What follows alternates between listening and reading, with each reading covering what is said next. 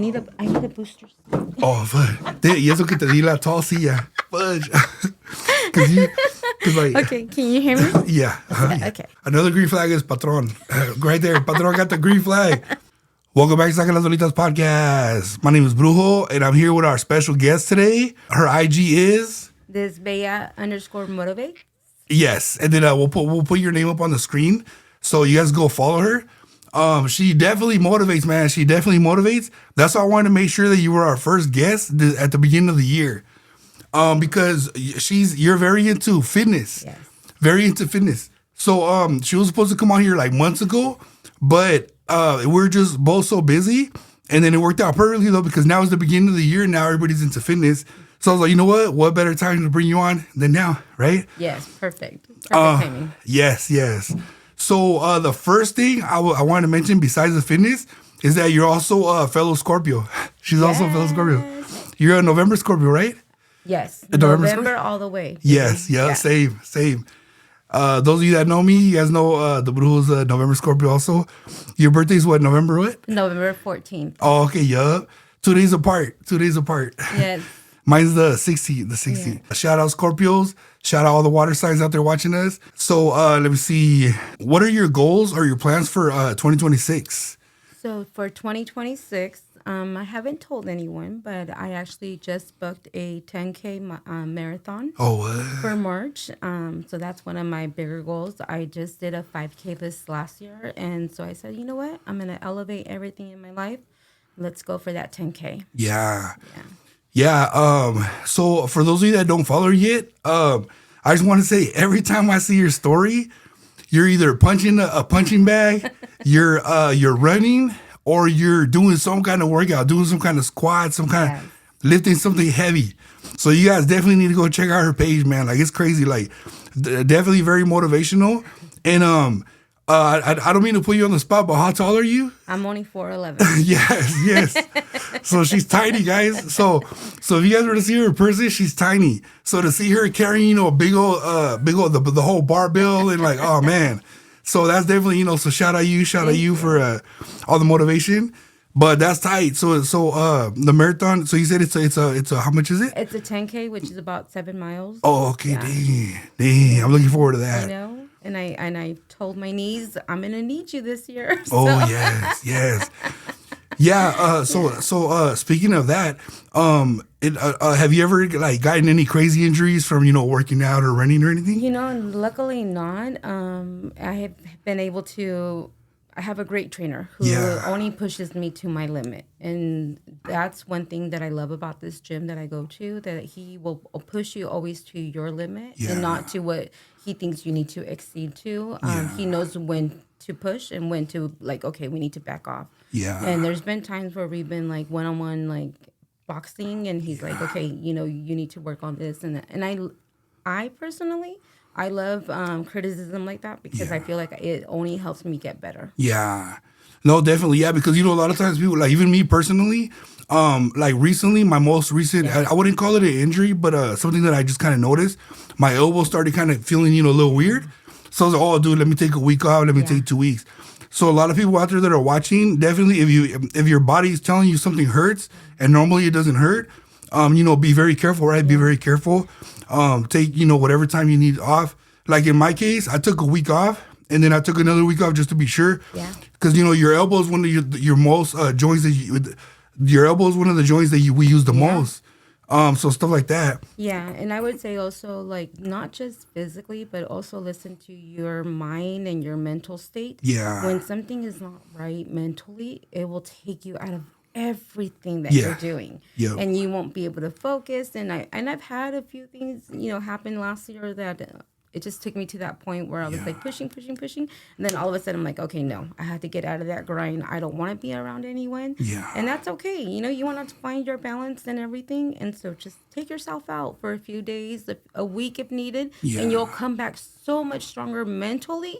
And that will help you physically. Yes, definitely. Yeah, that's some good advice. Definitely listen to your body. Listen to how you're feeling. Because, this is one thing that happened to me too. This is a long time ago. I used to do boxing and I used to do jiu-jitsu. Y una vez me fui al freaking jiu-jitsu and I was like not in the mood. Yeah. Something was telling me like, take the day off. And I didn't listen, I was like, man, let me just go. So I go and I injured this arm, Yeah. I almost got hyperextended doing jiu-jitsu. Yeah. So then I ended up having to take months off. But it's true. Before I went there that day, I felt something was telling me, take the day off. Yeah. Take the day off. So that's some good advice. Yeah. For sure. And then let me see. So any other goals for 2026? Like a lot of times we don't like to. We don't want to tell everybody our goals. I know. Because mal de ojo is real. You know what I'm saying? Yep. Haters. La media is real. Yeah, for real. La media is real. So it's like, we might not say all our goals for 2026, but do you have any other that you can share with the audience today? Another goal for me, I think it's just to really find who I am. Like continue that journey and just really discover who is Monica, you know? Which, by the way, I'm Monica. Oh, yeah. That's a government name. So, just really discovering who you are as a person and as a woman and try to keep that elevated throughout the year and just keep growing it and blossoming it. Yeah, definitely. And that is one of our topics for women that are finding themselves and stuff like that. Any advice for the ladies out there watching? I think a lot of the times as women, we hold back into this role that we're supposed to be at. But in reality, it's like you were a woman first before you were a mom, before you were anything in your life. You were a woman. And it's so beautiful to go back into your feminine energy and be able to discover that part of it. Yeah. So that way, because, yes, you're going to give yourself a lot to your kids and show them the world and everything.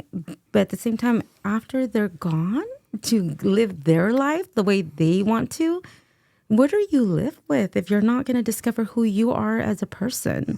Like right now, that's where I'm at. I'm in this self-love journey that it's okay to love myself and it's okay to put myself first because in order to take care of them, I need to take care of me. Yep. Yeah. That's true.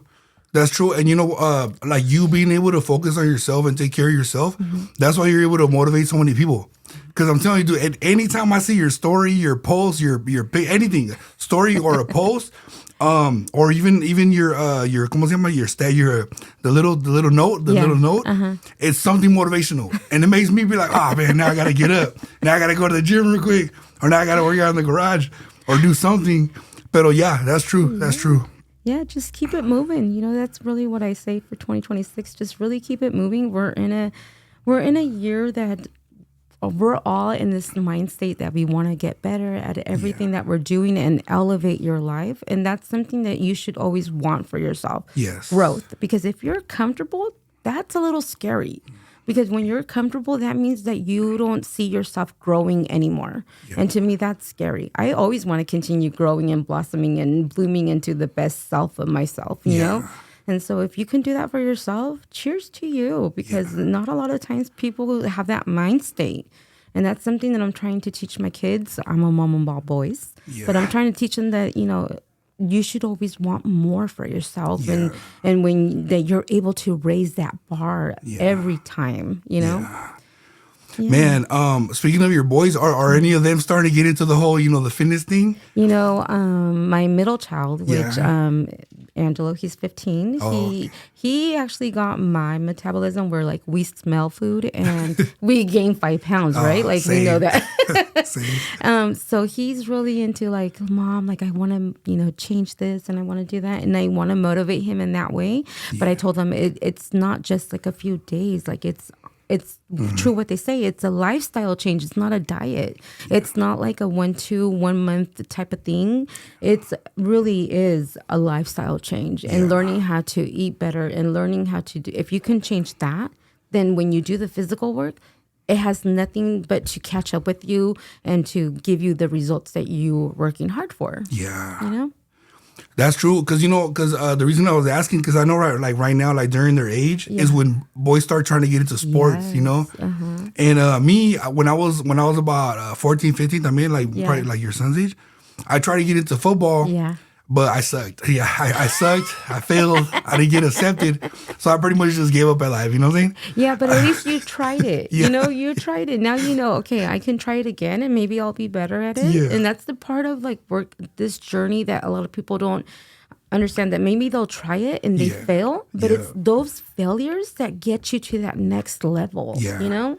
That's true. And that's where I always like flourish, and that's why I say I love constructive criticism, because I love like when I think I'm doing something right and I'm not, I'm gonna continue to do it. But if you don't tell me, hey, you need to correct this, I'm gonna continue to do it wrong. Yeah. So it's like I'm okay with being told we need to correct this, we need to do that, because I'm only going to get stronger from there. And you're going to get the best out of me always if you teach me how to do it correctly. Yeah, you know, I'm glad you mentioned that. I'm glad you mentioned constructive criticism. I've been drinking, guys, so I can't. My words are all messed up right now. I'm glad you mentioned constructive criticism, because honestly, a lot of people nowadays, they can't take that.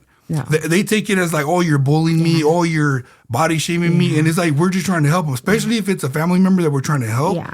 Por ejemplo, me, I always tell people, and I might even post this today, man, if I get fat, I want you to make fun of me. I want you to bully me. I want you to remind me that I'm fat so I can get my ass to the gym. You know what I mean? You know what's funny? Like when I was going through this, when I first started going through this journey, I used to tell people, like, when you guys tell me, like, you look good, you know, they compliment you and you love that. And then, but you know what happened? That I used to get comfortable. Oh, yep. Because you're like, okay, I got there. Like, I don't need to do anymore. Like, I can back off a little bit. And it was like, no, guys, don't tell me, because then I get comfortable. And I'm like, and then I don't want to continue doing it, or I feel like I can relax a little bit. And it's like, one should always know their body. And my body, I know that it likes this hard workout and it likes how I take it to the max, you know? And so when people tell me, like, you look good, you look comfortable, you look, it's like, oh, I super appreciate it. Definitely. But it's like, let me first, you know, thank you, but let me go ahead and continue pushing that. And that's what I've learned now, that I need to, like, awesome, that's cool, but like, let me go ahead and feel, when I feel that I look good, then awesome, then I'll get there. Yeah, definitely. Y también sabes que a lot of times people don't see the same goal that we see. You know, they don't see the same vision we see. So it's like you might have, you know, like when we're talking about goals for 2026, you might have specific goals, and then they don't see that, or they don't even understand it, you know? So it's like they see you go half, you know, in our brain, we go, okay, I made it halfway. And they're thinking, oh, you already finished the goal. So, you know, so that's definitely like, it's como una double-edged sword. It's like you want the feedback to know that, oh, shit, okay, I got this far. But then it's like, you got to remind yourself, like, no, there's still more. There's still more. Yeah, that's true. And I honestly feel sometimes even growing up Hispanic, it's a lot that you, ¿pa qué haces ejercicio tanto? You know, like it's like looked down upon. You know, and I'm like, to me, I don't see it as exercise. I see it as like, it's my therapy. Like, you know, most people will do other things for therapy or go to a therapist, which is totally okay. But for me, I need movement. I need that part of it, because honestly, that dopamine hit that after the workout, I leave with the biggest smile. Like, I just accomplished something really hard, you know, and I did that. And just, I love that feeling. So heck yeah. Real quick side note, I just want to say thank you for the energy drink right here. Because every time I drink, right there. So every time she posts a new energy drink, I'm like, oh, I wonder what that tastes like. And every time I post one, she's like, hey, how is that one? How's that one? So I know this was gonna give me that dopamine hit right there for sure. Because one, I just love C4 as a pre-workout. And then two, even if I'm not working out, like I just love it. I just need that caffeine.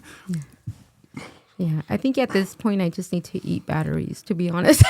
Right, I know. Hey, como dicen, like, cuando uno, you go to the coffee and you order hella stuff, they're like, man, you might as well just do after that. Oh, man. You know, honestly, I feel like in my past life, I honestly feel I was like a crackhead, to be honest, because like I like that rush, you know? And I'm like, I'm so happy I'm not like that in real life, because in my past life, I think I was a little bit like a crackhead. Yeah. You were probably working for Pablo Escobar in another life back in the 60s or 50s or whenever he was around. And I was probably a smoker, because you know what? I love the smell of smoke. Dude, and I don't even smoke. I just like the smell of smoke. And I'm like, okay, that's my past life. Me neither. You know what's crazy? Dude, okay, so here's I'm glad you said that, right? because I always say this around like people that I know personally, and I've said this on the podcast.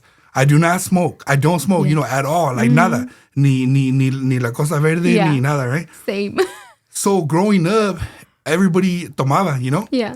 So now, nadie toma, pero todos fuman. And I'm like, what the F? Like, I feel like, what the, like, I feel like I'm weird. Yeah, exactly. Like, I feel like I'm the weird one. And it's crazy because I was listening to a podcast recently, and there's three co-hosts, there's three hosts on there. Yeah. Two of them, they're roughly like my age, and they were saying the same thing. They're like, oh, I don't smoke. Like, I grew up not smoking, and, TV used to tell us it's horrible. So they're just like, all I did was drink. And I'm like, dude, finally somebody who gets it. So I'm glad you get that. I'm glad you get that. Man. And you know what? To be honest, I'm not a big drinker. I honestly am not. This energy just comes from me and my workouts. Yeah, that's true. I know. Even for the episode right now, I was telling her, hey, I have drinks right here to para los nervios. And she was like, oh, I'm not even nervous. Like, I'm good. Like, I was like, yeah. I took a bunch of shots and I was still nervous. Like, what the F? I was telling her, dude, the tequila's not even working. What the fuck? But, no.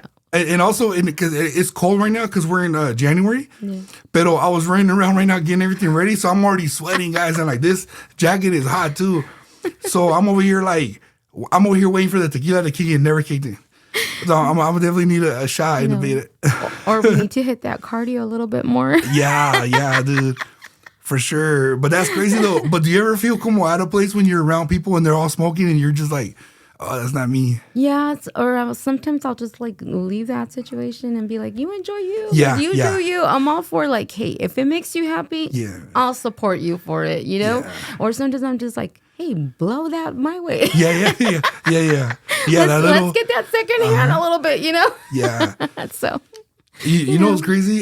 So me, I have to blow smoke from my altar. Uh-huh.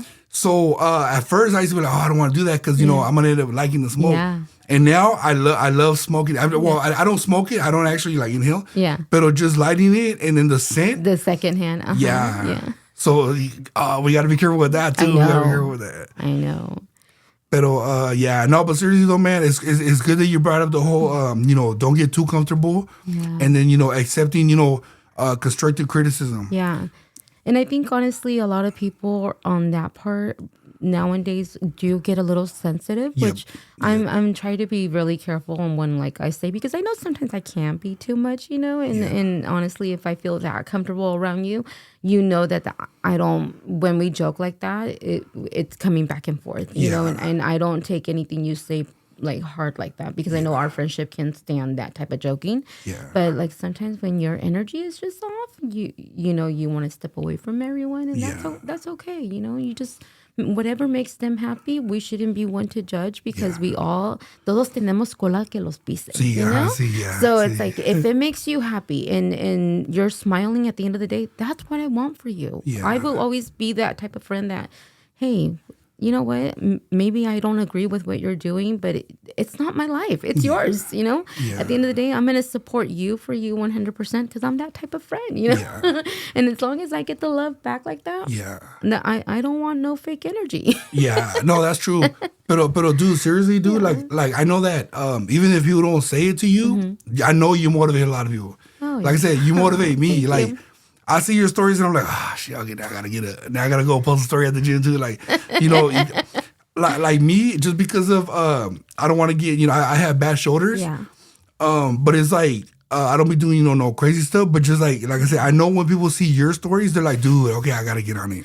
And I truly, I never take those comments for granted because, I honestly, like growing up, it was really hard to be an overweight kid, you know?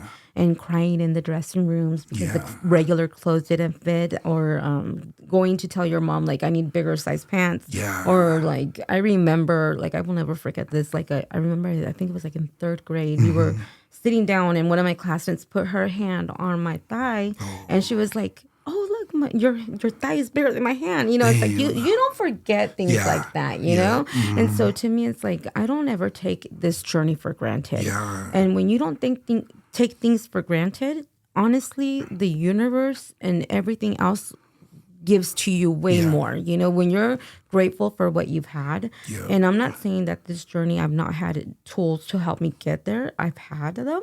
And I'm not ashamed of them because I don't look at them like that was my final result. And I'm not downing that, but it's like you invest so much in yourself. Yeah. Why would you not want to take care of that? Yeah. And why would you not want to continue to do the things that make your soul happy? Yeah. Yeah, and see, that's a cool story that for you to share with us because it's like you could have took that scenario and then just let it get to you, which it got to you, but it could have done two things: motivated you or kept you the same. Yeah, and you let that age motivate you. So it's like And nowadays, all people got to do is go, oh, I feel offended, and then se protegen con eso, and then they didn't change. Yeah. And it's like, dude, we're certain people around you is telling you that because they love you, and like, so yeah, man. And honestly, me growing up, my parents were both field workers. Yeah, and same. Being Hispanic, we wouldn't eat until our dad used to come home. That was the culture. Like we wouldn't eat until our parents or our dad was at the table eating. Yeah. And sometimes like he wouldn't sit down until like 9 o'clock at night. Yeah. So think about it. We were eating overloaded carbs, right? The tortillas, the starches, the beans, everything all together. Yeah. And then it's like between the time you're done eating to go into bed. Yeah. There's nothing in there to process that food. Yeah. So, like, unfortunately, I have the metabolism, like, I smell food and I gain 5 pounds, Same. So it's like, when I learned that I was diabetic, and it taught me, and they sent me to nutrition classes, it was like the eye opener. It's like, oh my God, this is what, like, food does to my body and how to react to, and I had to learn how to eat all over again at 26, and once I did that, it was a game changer. And it took that one picture for me to look at to be like, oh my God, no more, and I will never forget that picture image in my head because every time I think I'm gonna take a little break, I go back to that picture and I'm like, nope, no breaking because I know what my body does. Yeah, and you know what's crazy? Like how you said you saw that one picture. Mm-hmm. Nowadays there's filters. Yeah. So la gente que instead of going, oh, maybe I should change this about myself. Yeah. They're like, oh, I'm gonna just add a filter. Ya se les olvida, and it's like nobody, so it's like seriously, dude. Like a lot of people don't appreciate the game that you're dropping right now. Like I lived it, so I know everything you're mentioning right now. Yeah. It's like, dude. People don't, like I said, now there's filters, there's just take a picture from here up, or, there's different things. Pero, it's like sometimes you got to accept it, be like, okay, that's me right now, but I could change it. Yeah, and then, a lot of the times people want to, and that's where they tell you that the fake energies come in because people want to downgrade your hustle. And it's like, no, it's like you can criticize me all you want and you can say, oh, it's because she had this surgery or she had this done, which I am not ashamed of that. I did what I felt I needed to do to help me get there. Yeah. And like I said, I use those as tools, not as the final result, but I use them as tools. Yeah. When you use them, when people want to downgrade that, it's like, I work really hard every freaking day, you know? Like people don't know this, but I wake up at 2:30 every day. And then I just started going a second class on the same day. So I'm literally at the gym at 5 a.m. And at 6 p.m. So, and I work a full-time job. Yeah. I know before we started recording, I was like, dude, when do you sleep? Because like, for real, she like, all her stories are like gym, work. So it's true. I could vouch for that. That's hella true. She's speaking facts. Yeah.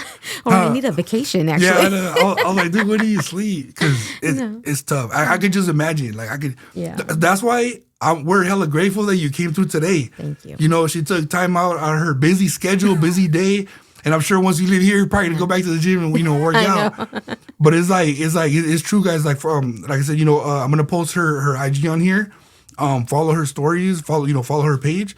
You guys are gonna see. I'm not lying. Like every post is like gym, or something healthy. Eating something healthy, or some kind of motivation. But that's that's why your thing says, "This Bella motivates." Yes, because it's true. It is. It's really like this journey has been, and I've been on it for a minute. It's the beautiful thing about this story is that I've been on it since 2011. So I'm now, like, I'm not trying to discourage anyone, but I'm now just seeing all that fruit of my labor, all that work and all that passion that I've been putting into it. And what I loved most about this journey, it's not so much the physical. It's that I got to learn who I am as a person, as a woman, and that people finally got to see what I've always seen on the inside, you know? And there's going to be tears. There's going to be times where you feel unmotivated or you feel like you're going hard, and you're not seeing results. And that's sometimes where it's like, do I keep going or do I quit? But keep going, because honestly, you will get there, you know, or you are stronger than you were the week before you started, you know, and like people, you know, I used to weigh at my biggest weight. I was at 273 pounds, you know, and I dreaded getting pregnant because with every pregnancy, keep in mind, I'm only 4'11". With every pregnancy, I used to gain a lot of weight. So I didn't enjoy my pregnancies. And I love seeing pregnant people, you know? But to me, it's like with the first one, I gained 70 pounds. With the second one, I gained 50 pounds. The last one, I gained 45 pounds. So it's like I'm being 4'11", 5 pounds looks like 20 pounds on me, you know? So when I used to see that, like, I'm like, oh my God, like I didn't enjoy my pregnancies, you know? And it's hard because when you're a woman, you want to enjoy that beautiful part of you. And you can't. You're slowly, like, you're like inside, like crying, and no one sees that part, you know? And so to me, it's like, if you can find something that fills your passion that way, just keep going to it, you know? Do it more and more. And the more you learn to love that part of it, you're going to learn to love more of you. Yeah, you know, we're grateful that you're sharing those stories with us, because the majority of our viewers are females, you know, so I know there's a lot of viewers right now that can relate to your story right now. You know, they've probably been there, you know, they're probably going through it right now. So, and like I said, I've seen all the hard work you've done. You know, maybe you know, if it's cool with you later, because I've seen the before and after pics that you posted before. Later, you know, you can send it to me and I can insert it on this video. So people can see, you know, like, we're not just here making BS up, you know? No, for sure. And those pictures are up there for you guys to see and view, and to show you that. And I'm not going to lie, I did have tools to get me there. But even before I went on those tools, I had lost 60 pounds on my own. And then I decided, okay, well, I'm at the point where I'm done having kids. Let me get the weight loss surgery. I had my weight loss surgery. I lost like another 40 pounds from that. And then, you know, I used to yo-yo between those 60 pounds and 40. And then from there, I'm like, okay, like, you know, we've done the hard work. Let's take off that part now. So I had a mommy makeover, you know, like, and when I honestly had that mommy makeover, I honestly had the best recovery, and it's because of my energy. You know, I the day I went in for my surgery, I actually looked at my body and I thanked it. You know, because luckily I didn't have any complications with my pregnancies, as far as, like, you know, other than diabetes to take care of. But, like, you know, I didn't have major complications where my kids were born healthy, you know, and I did. And I told and I broke up with my old body, and I told them, like, hey, you know, thank you. You know, you were a house for my babies. And now it's time for us to move on. And now it's time for me to start this new chapter without you. And I think that honestly, that helped me recover a lot faster. And I've only had one mommy makeover, and I invested a lot in myself. And I said, you know what? Let's take care of that investment, because, you know, you use that as a tool, not as, you know, if for me, it was not my final result. I want to make sure that what I invest in grows and blossoms, you know? Yeah, that's true. I definitely need a shot after that. I definitely need a shot after that. I definitely need a shot after that. Pero sabes lo que te iba a decir? So, you know, a lot of times, you know, procedures and stuff like that are looked down upon. But man, when your life depends on it, dude, that's like a life-saving procedure. You know, and me personally, like, doing the business that I have, tengo muchas clientas that, you know, they had procedures, and they hit me up for a health candle to make sure that everything goes good. Because it's actually pretty scary. Like, it's you know. It is very scary. And I honestly feel the way that you go into it is how your recovery is. So if you already go into it with the mindset que algo va a pasar, you're calling that energy. Don't do that. You know, so imagine yourself in that sexy little outfit, and like tell in that little 2-piece bikini that maybe one day you couldn't wear, and because you didn't feel comfortable wearing it, now you can, you know. Yeah, so anybody that's had any procedures done, just know that we're not ones to judge here, man. Trust me. She's been through stuff like that. Me, I've helped with personally helped a lot of clients with stuff like that. They'll be like, hey, I'm gonna go fly to Tijuana or to wherever they're like, do you have anything that'll help me stay safe? It's all that matters. Is like it's safe, safety. And I'm like, yeah, for sure. I tell them the options that I have, and it's like, hey, everybody has to do everybody knows their own demons. Yeah. Nobody knows what bothers me. Yeah. And nobody knows what bothers you. And, the viewers, people don't know what bothers you. Yeah. So it's like, cada quien tiene sus propios demonios. It's like, whatever you need to do to take care of that, man, Protect it. Yeah. Yeah. Because there's energy vampires out there that sometimes it's not what you have, but who you are. Yeah. And they want to make sure that you're not happy. They want to make sure that you're not living your best life, and they get a joy out of that. Yeah. Don't give them that. Don't fall into that perception of like, oh man, that person is happy seeing me. No, show them differently. Go harder. Go make them look like, oh shit, like, oh sorry.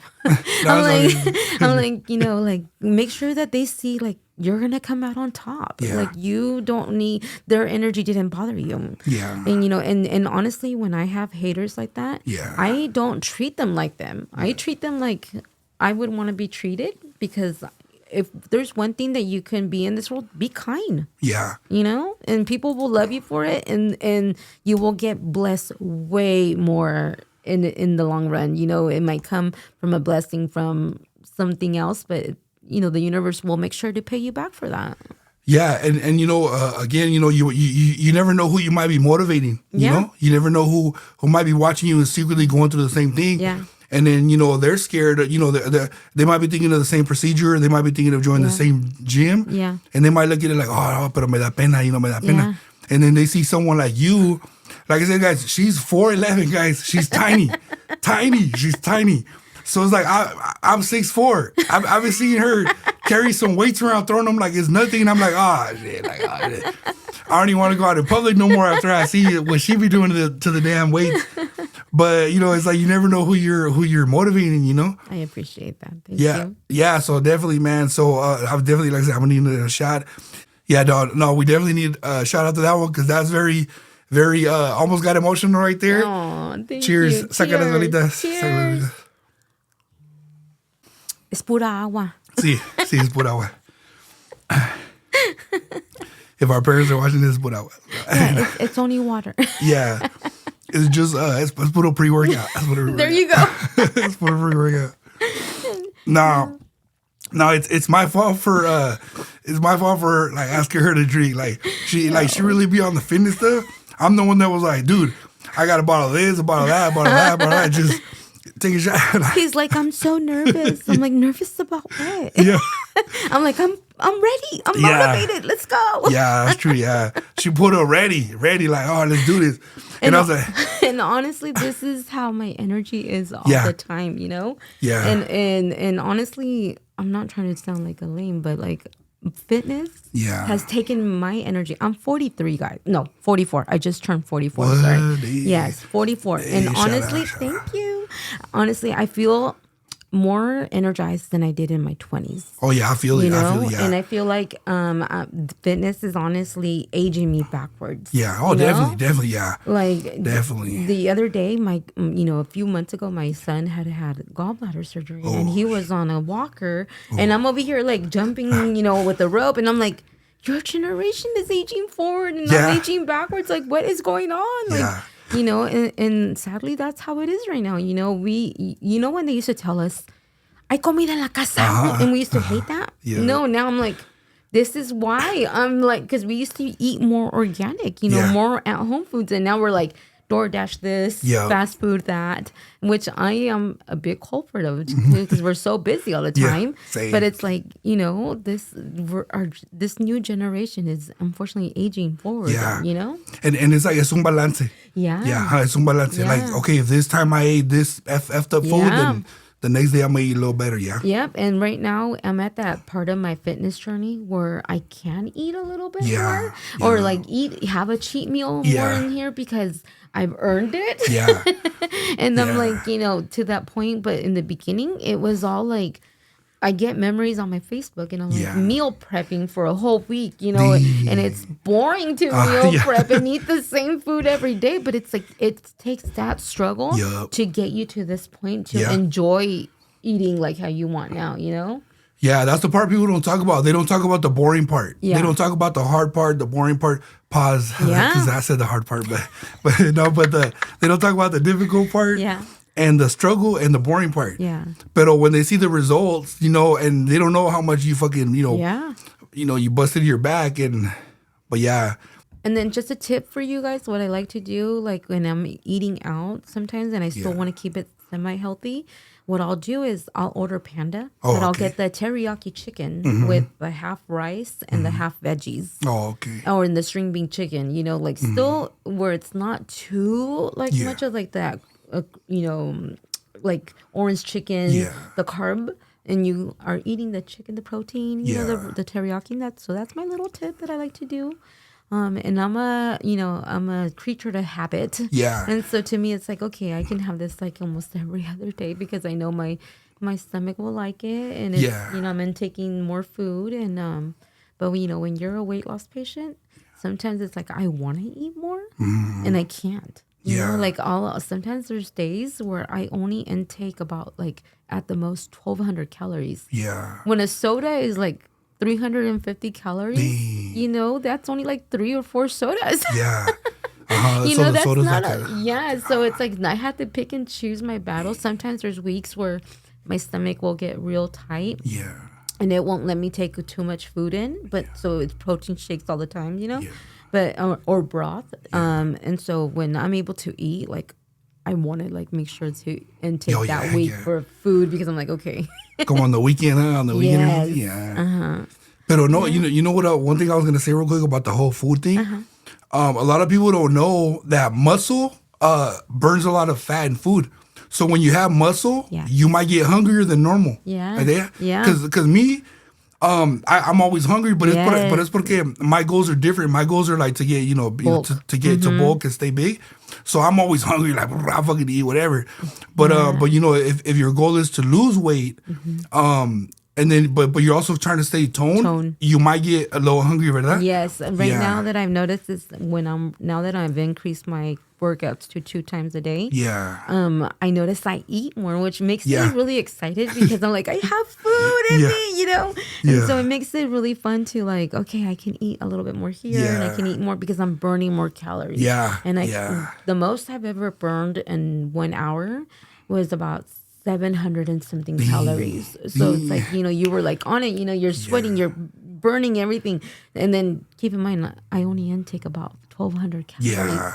I'm left with like 500 calories. Your body is holding on to those calories to make sure that you don't starve. And that also can go against you because it's holding on to those calories and it's not losing. So you're like plateauing. Yeah. And that's really hard. So the more you eat, the more you will lose. As long as you're working out and balancing that act, Yeah. See, like I said, it's good that we have you here to explain that. Because me, I just explain stuff as a guy. Like, I'm just like, I live stuff and I'm hungry. That's it. Like, but it's like females, they're like, oh, why am I hungry? Or why am I feeling like this? So that's pretty awesome that, we get to get like your point of view. And I would say, like, before a workout, also eat, like, a banana. Yeah. If you don't, some people like to go, fasting. To me, it's like I need that banana, like the potassium from the banana will help me go a little bit harder. Yeah. And then after that, then have your shake. Yeah. Have your protein shake after that. Yeah, especially for running, huh? Yeah. You're for running, because it's the whole little shins right here. Oh, dude. Yes. And water. Increase that water. That's one thing that I'm trying to also work on this year is because I'm a big fan of energy drinks. So because so much a lot of energy, a lot of caffeine also sometimes will have me in the middle of the night having Charlie horses on my legs, and which tells me you're dehydrated, So you need to make sure to increase that water. Make sure and maybe throw in a little one of those flavor water packet thingies in it so that way you can enjoy that water Yeah. if you don't want to drink it all the time. But yeah, the more you can increase your water, the better it is for you too. Yeah. Do you ever try the electrolytes, the one that comes in the little pack? Yes. There's some that I just tried one the other day and I was like, okay. what the hell is this? I'm like, it's so nasty. But then there's some that I find that I like really, really like. And I'm like, okay, I can have 2 or 3 of you. Yeah. Which ones would you recommend for like anybody watching? The IV, there's one that's called the IV, and I had just tried it at Sam's Club, which it was the IV and it was kiwi strawberry. And what I liked about it, it had a little bit of energy in it, a little bit of caffeine in it. Yeah. It was like the best flavor, and it didn't taste so like medicine-y, you know? Like Sweeto. Yeah. Because so I've tried the ones from Sam's Club. Yeah. I don't know if it was the same flavor, but yeah, I got a whole box. Is it a blue they one? were good. Yeah. They were good. Yeah. So I'm definitely gonna get more of those. Yeah. But I always like asking people about the electrolyte powders, because you know there's different flavors. So that one I'm gonna have to make sure I look for that specific flavor next time. Yeah. Have you ever tried the one that I usually get is Salud? Have you ever tried Salud? No, is it good? Yeah, it's good. It's good. Yeah. We shouted it out on here before. Yeah. Because the owner of Salud, he actually has a podcast, and like we're huge fans of his podcast. But next time I'll save you one. Yeah. It's pretty good because they have like agua de horchata, jamaica, todo. So yeah, like all the Hispanic flavors. Yeah. Yeah, I'm excited to try that one out for sure. Yeah. Yeah, that one's good. And then let me see. I think those are pretty much just the liquid IV and that one. Those are like the 2 that I mostly try. Okay. They also have a pre-workout, no? Yeah, they do. Yeah. I haven't tried that one yet because I really like. I'm between either Rain energy drinks or the Monsters, the pink Monsters. Those are really good. Like those 2 are one of my favorites. But right now it's really the Rain because I already know. Like I told you, once you get into a force of habit of like knowing your body and knowing everything, you know what works for you. And to me, what works for me is having my Rain energy drink first thing in the morning after I get ready to go to the gym. I use that as my pre-workout, and then eat my banana, or sometimes I'll eat my banana and then some like 6 almonds to make sure that I have the energy to pull out my workout. Heck yeah. No, and I'm gonna say pause because me, I'm always making like dirty jokes. But he said the pull out the workout. But it's just how the Brujo's brain works. But you see, that's the Scorpio in us. That is the Scorpio. I know. Dude, you know what's funny? There was something earlier that you said that I was gonna say that's a Scorpio, but I was like, I don't want to interrupt.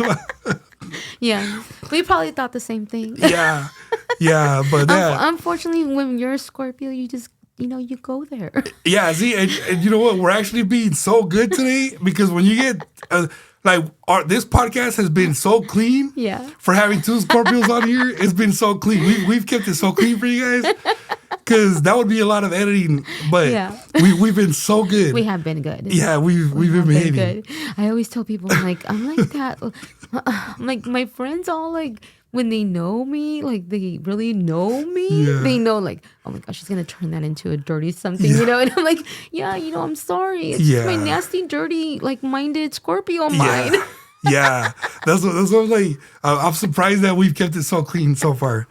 We're doing good. Good. Yes, and we're not even halfway through the questions, dude. It's been a crazy episode, man. Like I said. This episode was supposed to be a long time ago, and I'm just so grateful to have you on here, man. Thank you. I appreciate that. I believe everything comes at its right timing. So yes, definitely. Came at the right time, for sure. Yes, so this next topic is not on the list, so you can let me know if you want to talk about it. Okay.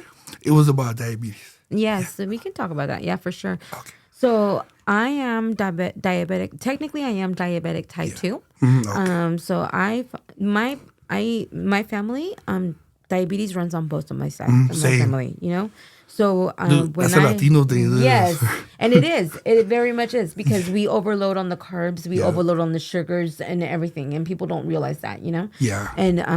And when you're told at 26, like you find out you're pregnant, it's supposed to be the happiest time of your life, and then you're told you're diabetic.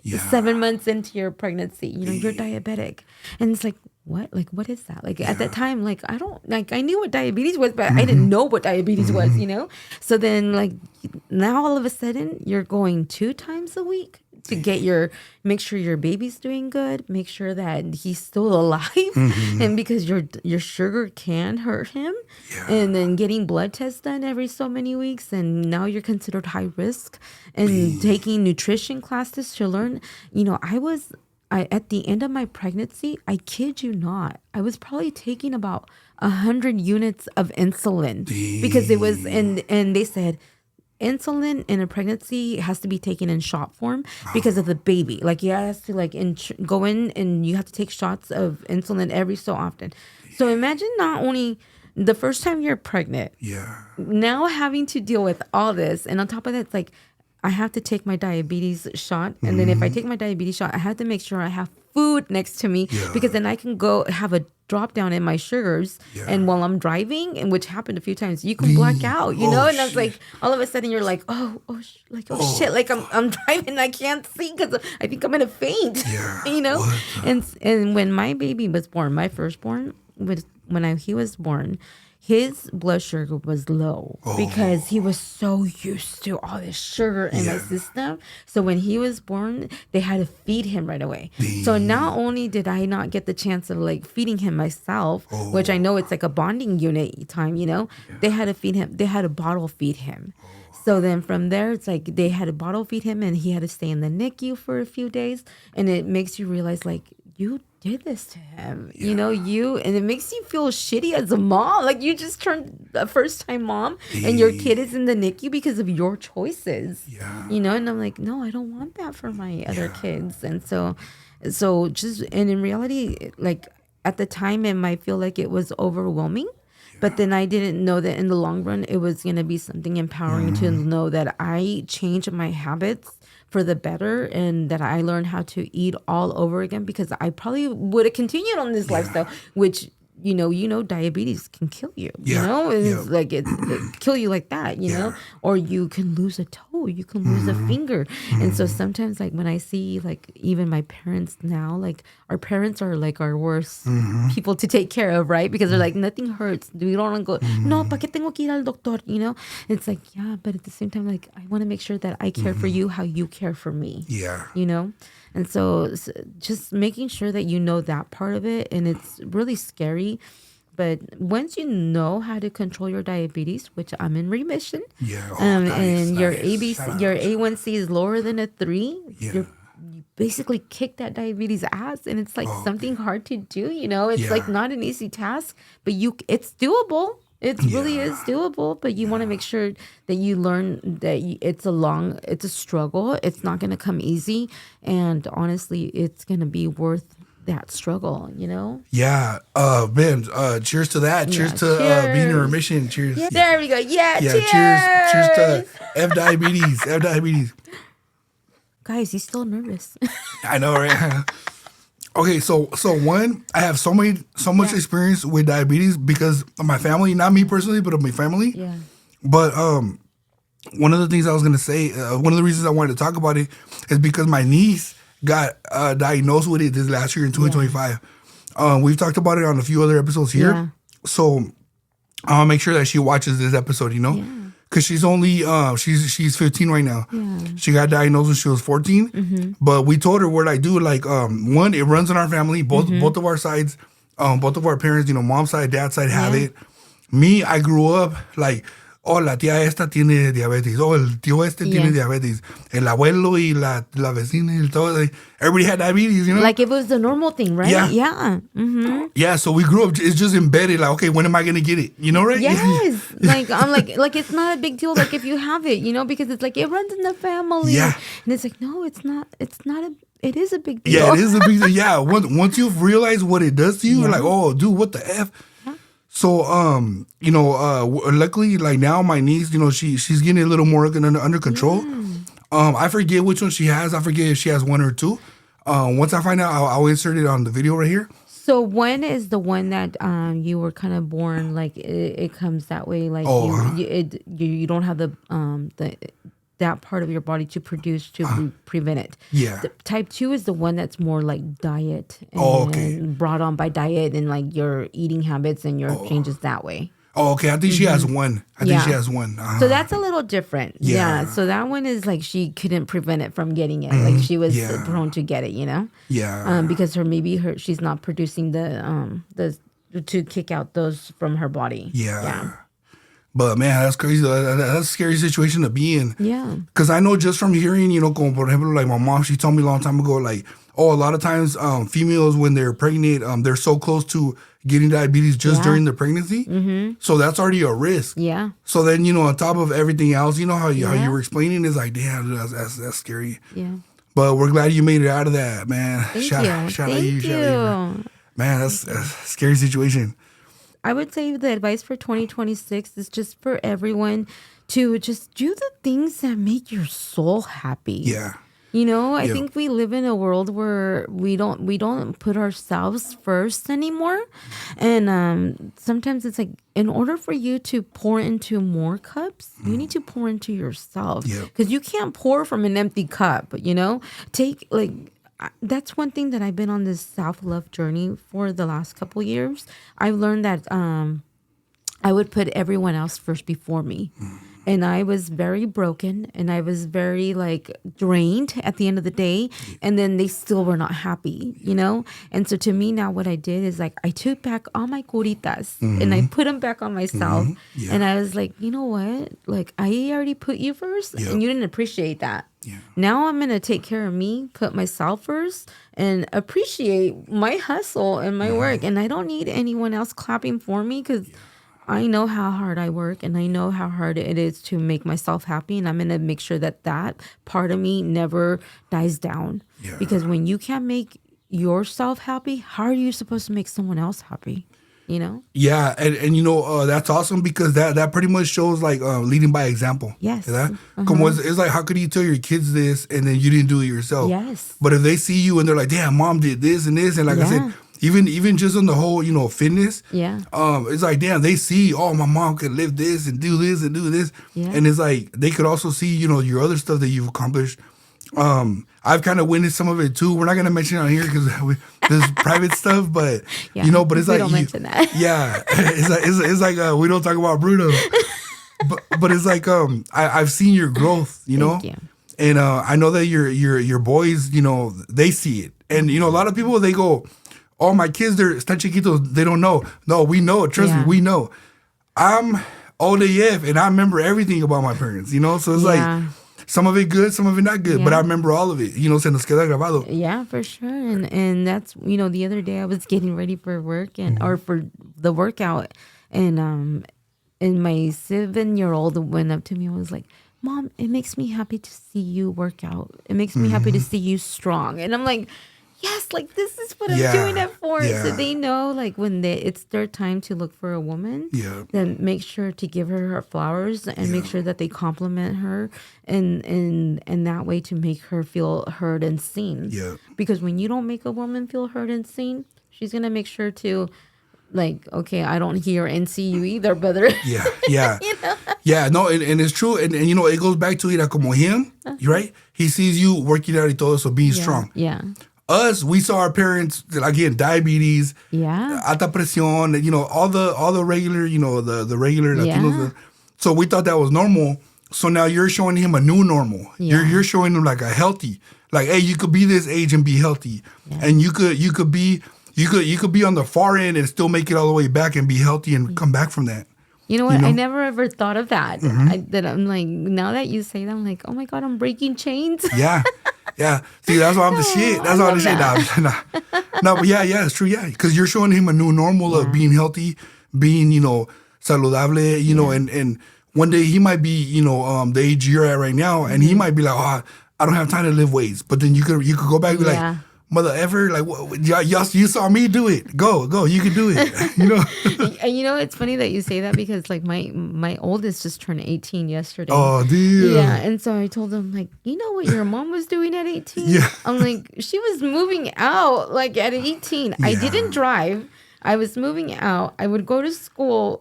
So I would have to go to work with my sister from like 6 a.m. until 11. And then that was by Folsom Boulevard. And then I didn't drive until like I was like 25. You know, so like from Folsom Boulevard, I would catch a ride with one of the students or with one of my family members and work all the way in Greenhaven from 4:30 till 1 a.m., you know? Oh. And so I told my kid, like, that was me at 18. I didn't even have a license. I didn't even drive. Yeah. And I was making sure to like hustle. And that's one thing about a Scorpio. Yeah. We're always going to figure out a way to do it, you know? And that's what I love about like my hustle. Yeah. That I'm like, no one's ever going to stop me from making sure I accomplish what I need to accomplish for that day or for that week because I'm going to figure it out. Yeah. And that's what I like about my drive right now. That it's like, okay, maybe I can't hit that punching bag that hard or that way, but I'm going to continue practicing till I can. Yeah. You know, and no one's ever going to make me feel like I can't. Yeah, and for those of you that don't know the area, from Folsom to Greenhaven, that's far. Yeah. That's far because there's so much traffic in between. There's streets that do this, and the freeway's always broken down, and right, the 50, and the freeway, there's always construction. So from point A to point B, like she just said, it's far, guys. And we didn't have Lyft or Uber. Yeah, that's a drive. That's a drive. But man, shout out to you, man. Like seriously, that's a lot of motivation right there. Thank you. There's a lot of people that deal with body dysmorphia. Yeah. You guys, females too. Me, I'm a guy, and I've kind of dealt with it. Yeah. Especially right now, como por ejemplo, for people that be like, oh, guys don't deal with it, right? Yeah. Por ejemplo, right now, it's a big issue with guys. Girls want a tall guy. Yeah. So a lot of short guys are kind of going through it right now. Yeah. Mm-hmm. Shout out my short kings, you know? So it's like for anybody, male or female, dealing with dysmorphia, what kind of advice would you give to them?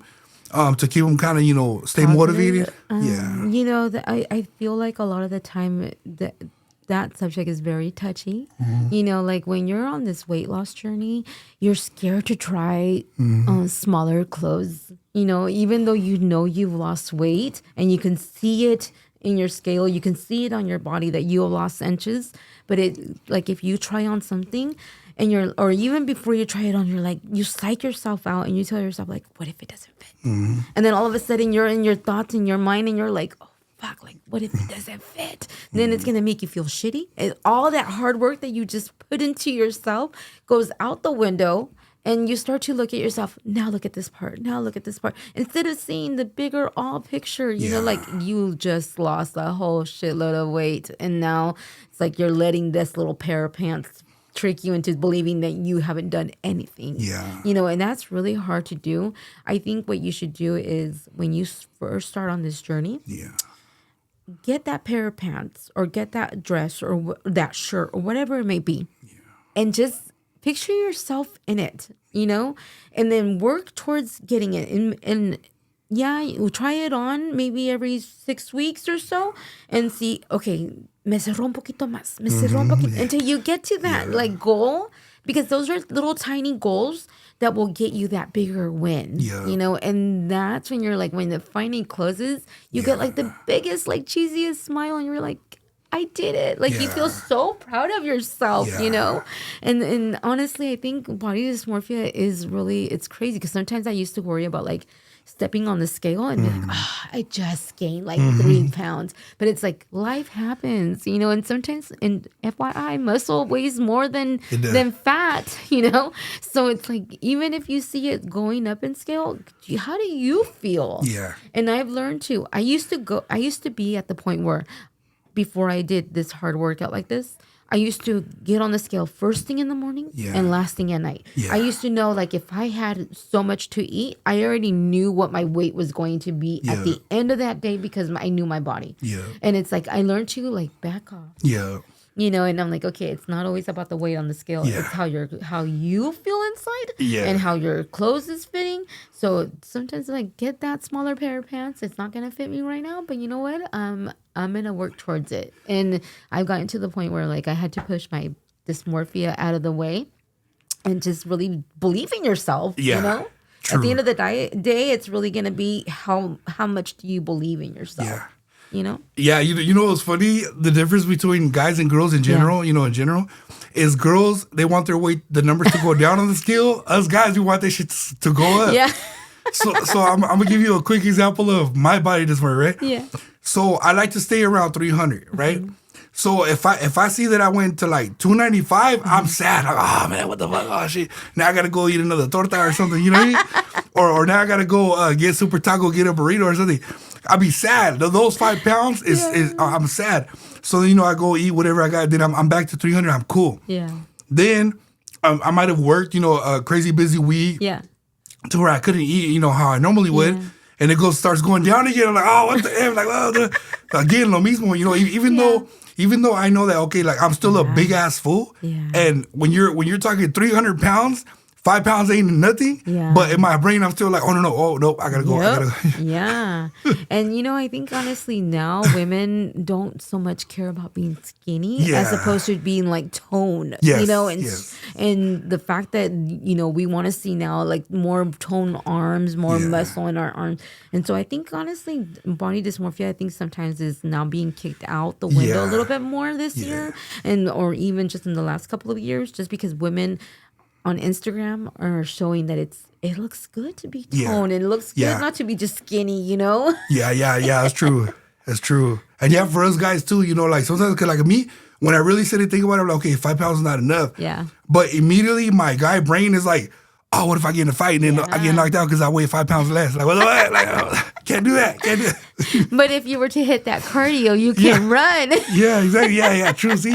Yeah. So I would notice, okay, now my heart's going more on the treadmill and stuff. So it's like, then it's Sue's ups and downs. Yes. But it's just funny how like females focus on one thing, guys focus on another. I know, right? And then everyone else looks at you like, are you crazy? Yeah. What are you talking about? Like, where do you see those 5 pounds, buddy? Yeah, exactly, yeah. Like, nobody gets it. I know. Pero sí es cierto, so mucha gente que like, they're big time fitness people, I've noticed that they start to say, you know what? Don't even look at the scale. Mm-hmm. Yeah. I went and had a physical with my doctor, and I walked in, and the doctor was like, what? Like, she just stood back, like, you're such a different person. I'm like, good. Yeah. Now let's make sure everything else is normal. Yeah. But I think right now I'm at the point in my journey where I went through the body dysmorphia and now I'm learning and that will happen. The more you love yourself, the more you learn to love every part of you. Yeah. And you stop looking at the scale because now you don't have to worry about like, what's that number hitting? Yeah. It's more about like, how do I feel? Yeah. Like how is my energy today? Are we good? Are we happy? Did we increase a little bit on that weight? Now we feeling better, Yeah. Not so much like I don't get on the scale like how I did before. Yeah. And every so often like I'm like, oh, look at it. I look more toned here and my calves look good. And I'm like, okay. Yeah, and that's true, dude. Like mindset has a lot to do with it. Yeah. Because it's like if you're in a good mood for whatever the reason, right? But let's say since we're talking about fitness, if you're in a good mood because you saw results, then you're just in a good ass mood. Like nothing could bring you down. Exactly. And if you're depressed, then nothing could bring you up. So it's like you got to stay positive. Like. And I think as a Scorpio, we feel so deep. Yeah, like, we're a little emotional. Like I remember. Okay, so like a couple months ago, November what's supposed to be like my happy month. Yeah, me too. Yeah, it was a really hard month for me. You know, and so I needed to step away from the grind, and I needed to feel that, like just let it pass and let it feel. And sometimes I feel like sometimes we go through hard shit because we're going through a rebirth. Yeah, and so until you get past message. Yes. Until you get past that rebirth, then you wake up one day and you're like, okay, it's complete. You stop feeling it. But it was literally like I would get out of the gym and I would be crying. I would want to start crying while I was working out. Yep. I was at work and I wanted to cry. And I like every person that I would talk to, like, don't say a certain word because you're going to make me cry, And until I was done with that rebirth, I woke up one day and I was like, okay, you're cleansed. Like, you're new you now. Like, let's do it. See, real quick, this is just a side note. Yeah. A lot of people that might know you, they would not know that you're that emotional, right? Yeah. Because they just know you and they know, Scorpio. Yeah. So they just think you're just evil, right? They think we're evil. I know. But we know how emotional we could be. Yeah. We're just good at hiding it. We're good at covering it up. And that's what I told my sister. I'm like, I might look like I'm like, this baddie on there. I go, but I'm a really chillona. Yeah. That's a lot of people don't know. So if you're dating a Scorpio out there, just write that down. You heard it here at Saca las Velitas. We're putting people up on game right now. But yeah, we're hella emotional. And a lot of people don't know that. Especially our birthday month. Yes. Just because, this is one thing I've always pointed out. I've even talked about it on here before. El mes de noviembre y octubre, they're the darkest months of the whole year. Yes. So the darkest months of the whole year is our season. That's our birthdays. So it's like Halloween, Dia de los Muertos, all the dark-ish that you could think of, it's right there. Yeah. So how's that not going to affect us, So, we just get good at, covering it up and pretending to be like, oh, I don't give a F. But yeah, man, see, you heard it here from Scorpio herself. Yeah. And I'm a Scorpio, and I could definitely relate. Yeah. I could vouch for that. That's why what we post is because we allow you to see that. Yeah. Not because you really know us. Yeah. That's why, like, when you see my posts, it's all funny. Yeah. I keep it, like, hella funny, jokes, put a jokes Yeah. also, because I don't want people to see the real Brujo. Like, I don't want people to be like, oh, I know him. Nah, Yeah. it's like, you don't know. And it's not that we don't want you to know us. It's that we don't like the whole, like, ¿qué tienes? Yeah, Because you know yeah, what, to me, yeah. I'm like, I don't want to play the victim. Yeah. And I don't want to tell you, just let me cry. Yep. True. Yeah, true. It's like, and I don't want to make, I don't want to come across like weak. Yeah, yeah. And it's not that we're coming off weak. It's just, I don't want to allow you in that space Yeah. for me. Like I'm supposed to be the strong one. I'm supposed to be helping you. I'm supposed to be, and that's why sometimes when being the strong one in the family sometimes can have its downside, because sometimes you feel like you can't go to that person or that next person and ask for help. You're just gonna thug shit out and like figure it out, Yeah. And sometimes it's like we just need to cry. Yeah. Okay. Question. You don't have to answer it. And I could also cut it out. So, question: out of your siblings, are you the oldest? No, I'm the middle child. The five. Okay. But my mom apparently didn't have anything else to give my dad for Valentine's. So there's like three of us that are Scorpios. And we're all like different Scorpios. So we're like my youngest brother, he's like the end of October Scorpio, which I tell him he's not like the real Scorpio, My sister is the beginning week of Scorpio. She's more, now she like, between the two of us, people can't believe we're the same size. Because like she's so like really like intense Scorpio, where she's like, I'm not talking to you, like whatever, And I'm over here like more social, more like a little bit of every, I talk to everyone. I just don't fuck around with everyone, But I do talk to everyone, and I'm more social that way. She's more like, no, like I said, no. She's a little more intense. Yeah. But I honestly love being a Scorpio, and I feel like on my birthday's like 9 months to Valentine's, and I'm very much to the day, that. Yes. to the day, to the 14th. Yes, and so I'm very much like everything that was made from Valentine's. I'm that passion, I'm that love. I love hard, and I treat people kind, and I like to show kindness to everyone, and like I'm thoughtful, and I'm dirty. I'm very dirty. Like I'm keeping it clean here, but I'm very dirty. Like everything you can think of Valentine's, what it's supposed to be that night, that heat, that passion, that love, that nasty. I'm that. Yeah. That's very much my personality. Yeah, we're just keeping it YouTube friendly today. Yes. But she's pretty much this guy. She's the little one. I'm the tall one right here. She's the little one right there. I always tell people I'm like that nasty perverted uncle, like just in girl form. I can vouch for that. Nah. No, but hey, you know what's funny? So I was gonna mention this too, but since you mentioned so one memory that I have, this is like side note from everything we're talking about. One good memory that I have about you is that you would always go to the pop-ups. Yeah. Whenever I would have a pop-up, you would always go. And between you and the sisters, you did look like more the friendly one. You were more like the chill one. Even though they follow me too and stuff. Yeah. But when you guys would walk up, I would see you from far away, and I'd be like, I know who that is. So like you guys would walk up, and you would look like the more approachable one. Yeah. And people will never guess that you're like the more evil one. You know what's funny that I don't.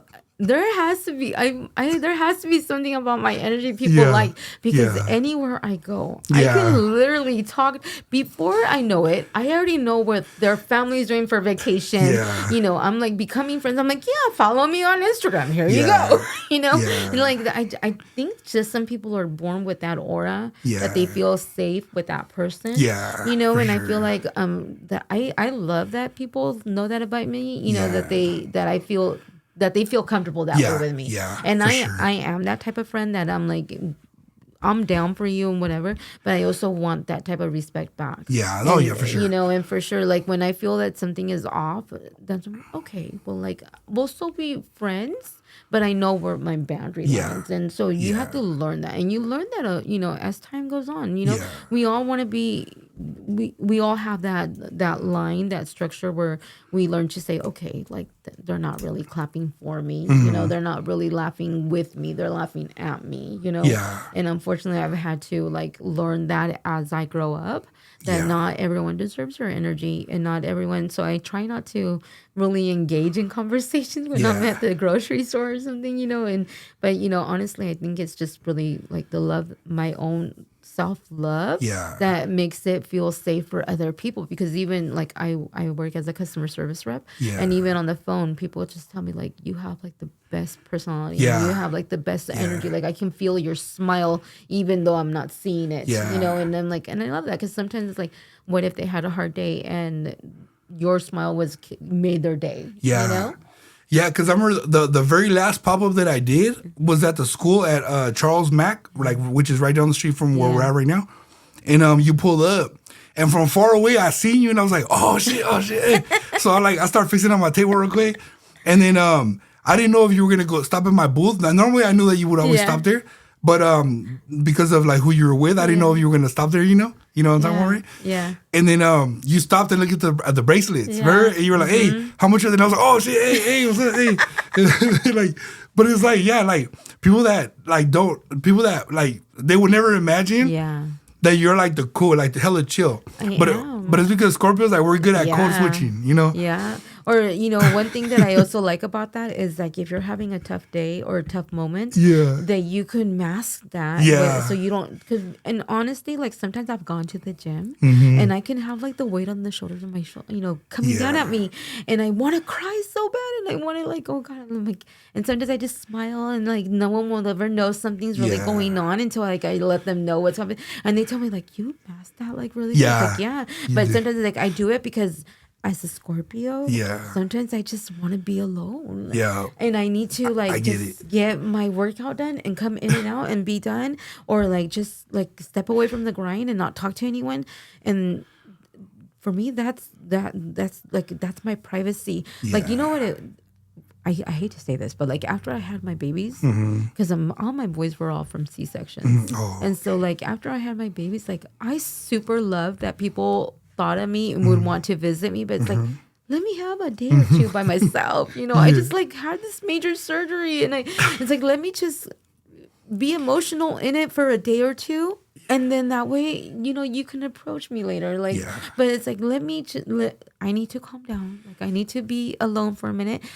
Don't reach out to anyone, and I'm not saying don't do that in general, but like, let me have just a moment for myself so I can bring myself in and have the energy to talk to you about like, thanking you, because I don't also want you to go there and be like, be all grumpy, like you guys don't want that. Then you guys leave with this perception like, she's a total bitch, you know. And like, but it's like, look at the situation, you know, like.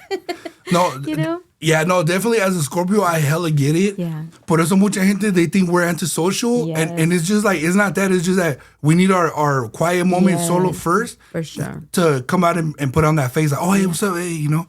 Because me too, like I never like go out. I never like, you know, I don't like being around people. Because I feel like it drains me.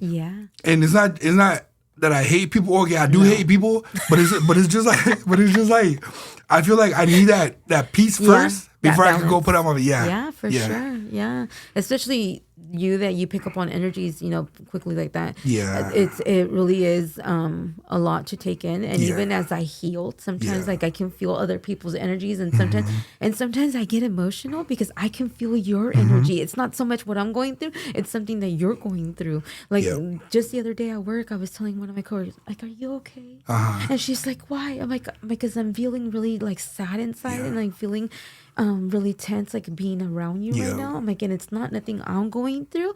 And like, she's like, no, like I'm okay. And then finally she came back that following weekend and was like, oh my God, so this happened, this and that, and I'm like, see, I'm like, I told you. Yeah. Like we know stuff, and and that's what thing that happens when you're on this self-love journey. The more you heal, the more you feel deeper, and the more your third eye opens and you see people for who they are. Yeah. You look past that mask and you're like, I don't know. There's something about you. No, thank you. Yeah. You see, know? yeah. See, I think that's why like we get along so good, because we're hella the same. Yeah. Pero como like, por ejemplo, like if people were to see you out in public, they would never imagine that you're like that in tune with your spiritual side, Yes, they don't. Sometimes I'm like,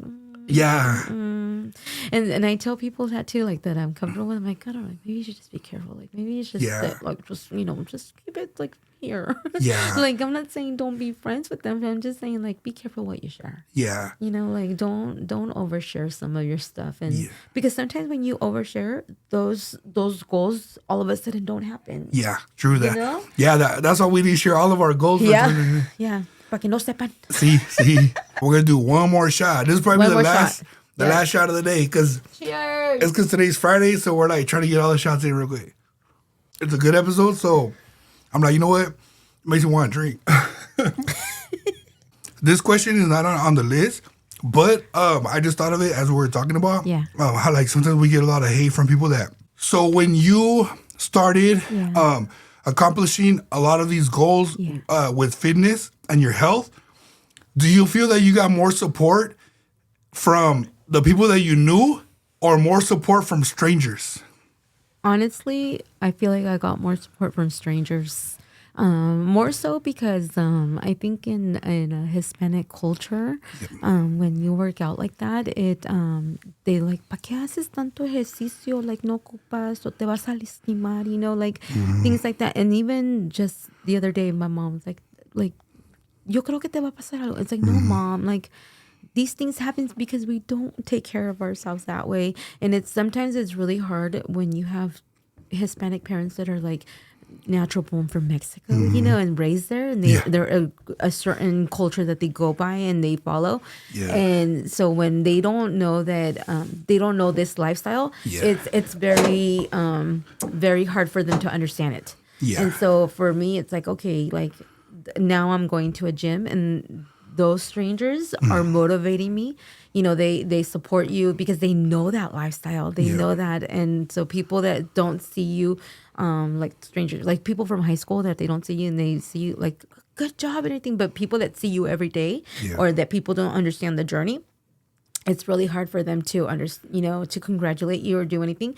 So shout out to my two sisters, because I've always had their support. Yeah. And shout out to my two sisters. I love them, and I've always had, like, if I've had a tough workout, or even just emotionally, they've always been there for me. Yeah. And like, supporting me and telling me like, you can do it. And funny thing is, when I first started on this journey, it's because my younger sister was doing fit camps, before I did any of this. So she's the one that started, and then she's like, you should go here, like, come on, like, let's do it together. So we started going together back in, at fit camp back in 2016 together. And then from there, just like, we all take our time for ourselves, and then we rejoined again. She's like, and then this gym that I'm at now, that I've been consistent for now almost 4 years, she's like, do you want to go there? And I'm like, yeah, we can try. She's like, I got you. Like, I'll cover your payment for like so many months. Like, you just come with me. And I'm like, okay, So I mean, what more can I ask for more support than my sister's that way, And just being on that same journey with her, and then she finally like, okay, I think I might take a break, And I'm like, okay. So, and I told her, well, does that mean that my payment from you is still gonna stop? Is the check still gonna clear?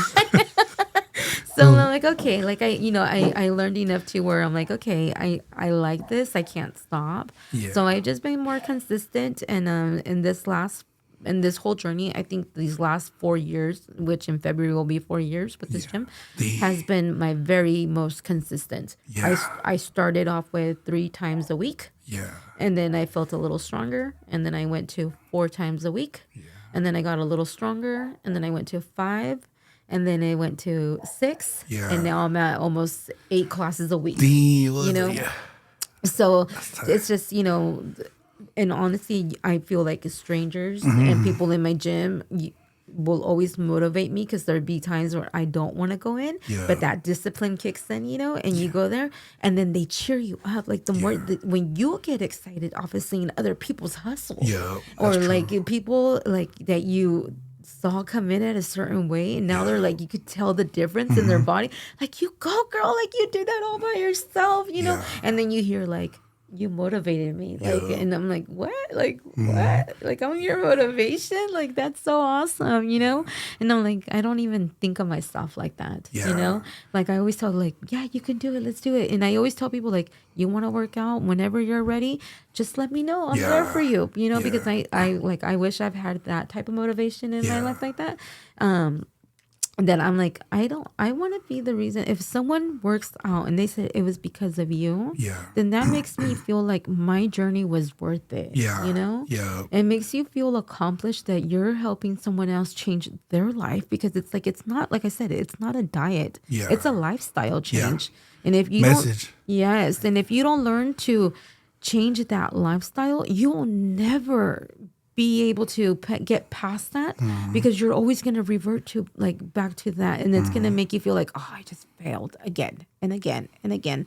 But it's like, but if you change a little bit of that lifestyle, it doesn't have to be drastic. It can be little changes, and then on the long run, it's like, okay, I don't need to eat bread with everything or tortilla with everything, and like, like making those little changes helps win in the long run. And so, in honesty, my 2 sisters, I love you guys, and you guys have been the best support. This last year, I did a big challenge. It was the Dick of Fit. Consisted of 10 high-intensity workouts, plus like a total of a 5K, because you ran 2 laps in between every workout. And I honestly did not expect any of my family to be there, because they don't, like I said, they don't understand that lifestyle, or they're busy, and I totally get that. And so when I showed up to that challenge, I'm gonna cry. Oh my God. When I showed up to that challenge and I saw my sisters there, like clapping for me, it was like the best thing ever, Hell it's like, because now they saw like what you're passionate about, what your whole, like, something you never thought you would do. And now you're doing it, and you're accomplishing it in front of the people you love. And they were there to receive me at the end of that challenge and like hug me, and to like show me like, we're proud of you. And it's like, and everyone wants to hear that. Everyone wants to hear someone that you love say, we're proud of you. Especially when you feel like you've been giving and giving and giving. And it's like, when they finally pour back into you like that, it is like the best feeling ever, So it's like, I love my sisters for always being there for me, and getting me through some tough times, and showing that I can continue to do it regardless of what other people think. And strangers at the gym, I love you guys, the gym fam. You guys are the best, And we don't all get along. I mean, not that we don't all get along. There's a lot of personalities, right? Like there's some to clash. But it's like, we keep it civil. We make sure to still cheer each other on when we're in competitions. That doesn't mean we're gonna go hang out after the workout together, But honestly, this gym where I'm at, it's the best little community. Like we all make sure there's a group of women that they have book clubs. They grow you mentally, and they arrange like, let's have a little gym sister outing, and they grow you that way.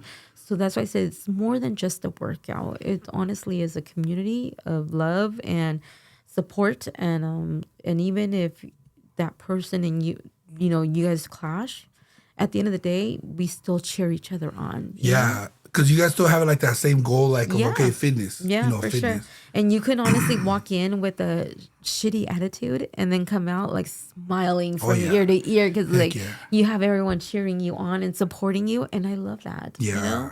And then it's like, why would I not want to continue something that makes me leave happy?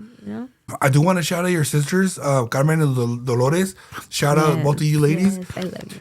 Because I know that just from like my point of view, every time that you went to my pop-ups, they were both with you. They were. And they always support like you two ladies. I remember you supporting my business so much. So shout out both of you ladies. Yes. And then especially, they're your backbone, like, all that motivation, like how you said you pull up to the event and you see them like right there cheering for you, like ready. Yeah. And then especially at the finish line, that's me, I was cheering for you too, because is that the one where they give you the certificate? Yeah, they give you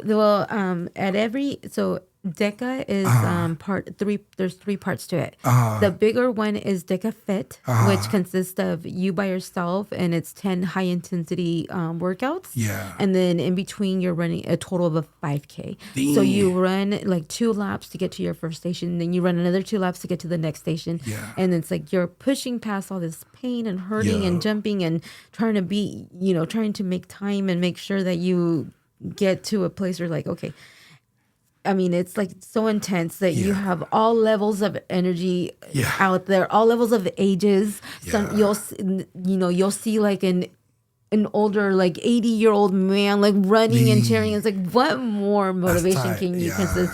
And then when you're done, you get your little award for that one, your plaque, and then you get a piece of that that award, and then you move on to the next DECA, which the next one is DECA Mile. And then that one is like the last 2 DECAs you can partner up. So it's not too bad. And then that one consists of 1 mile plus the 10 high intensity workouts.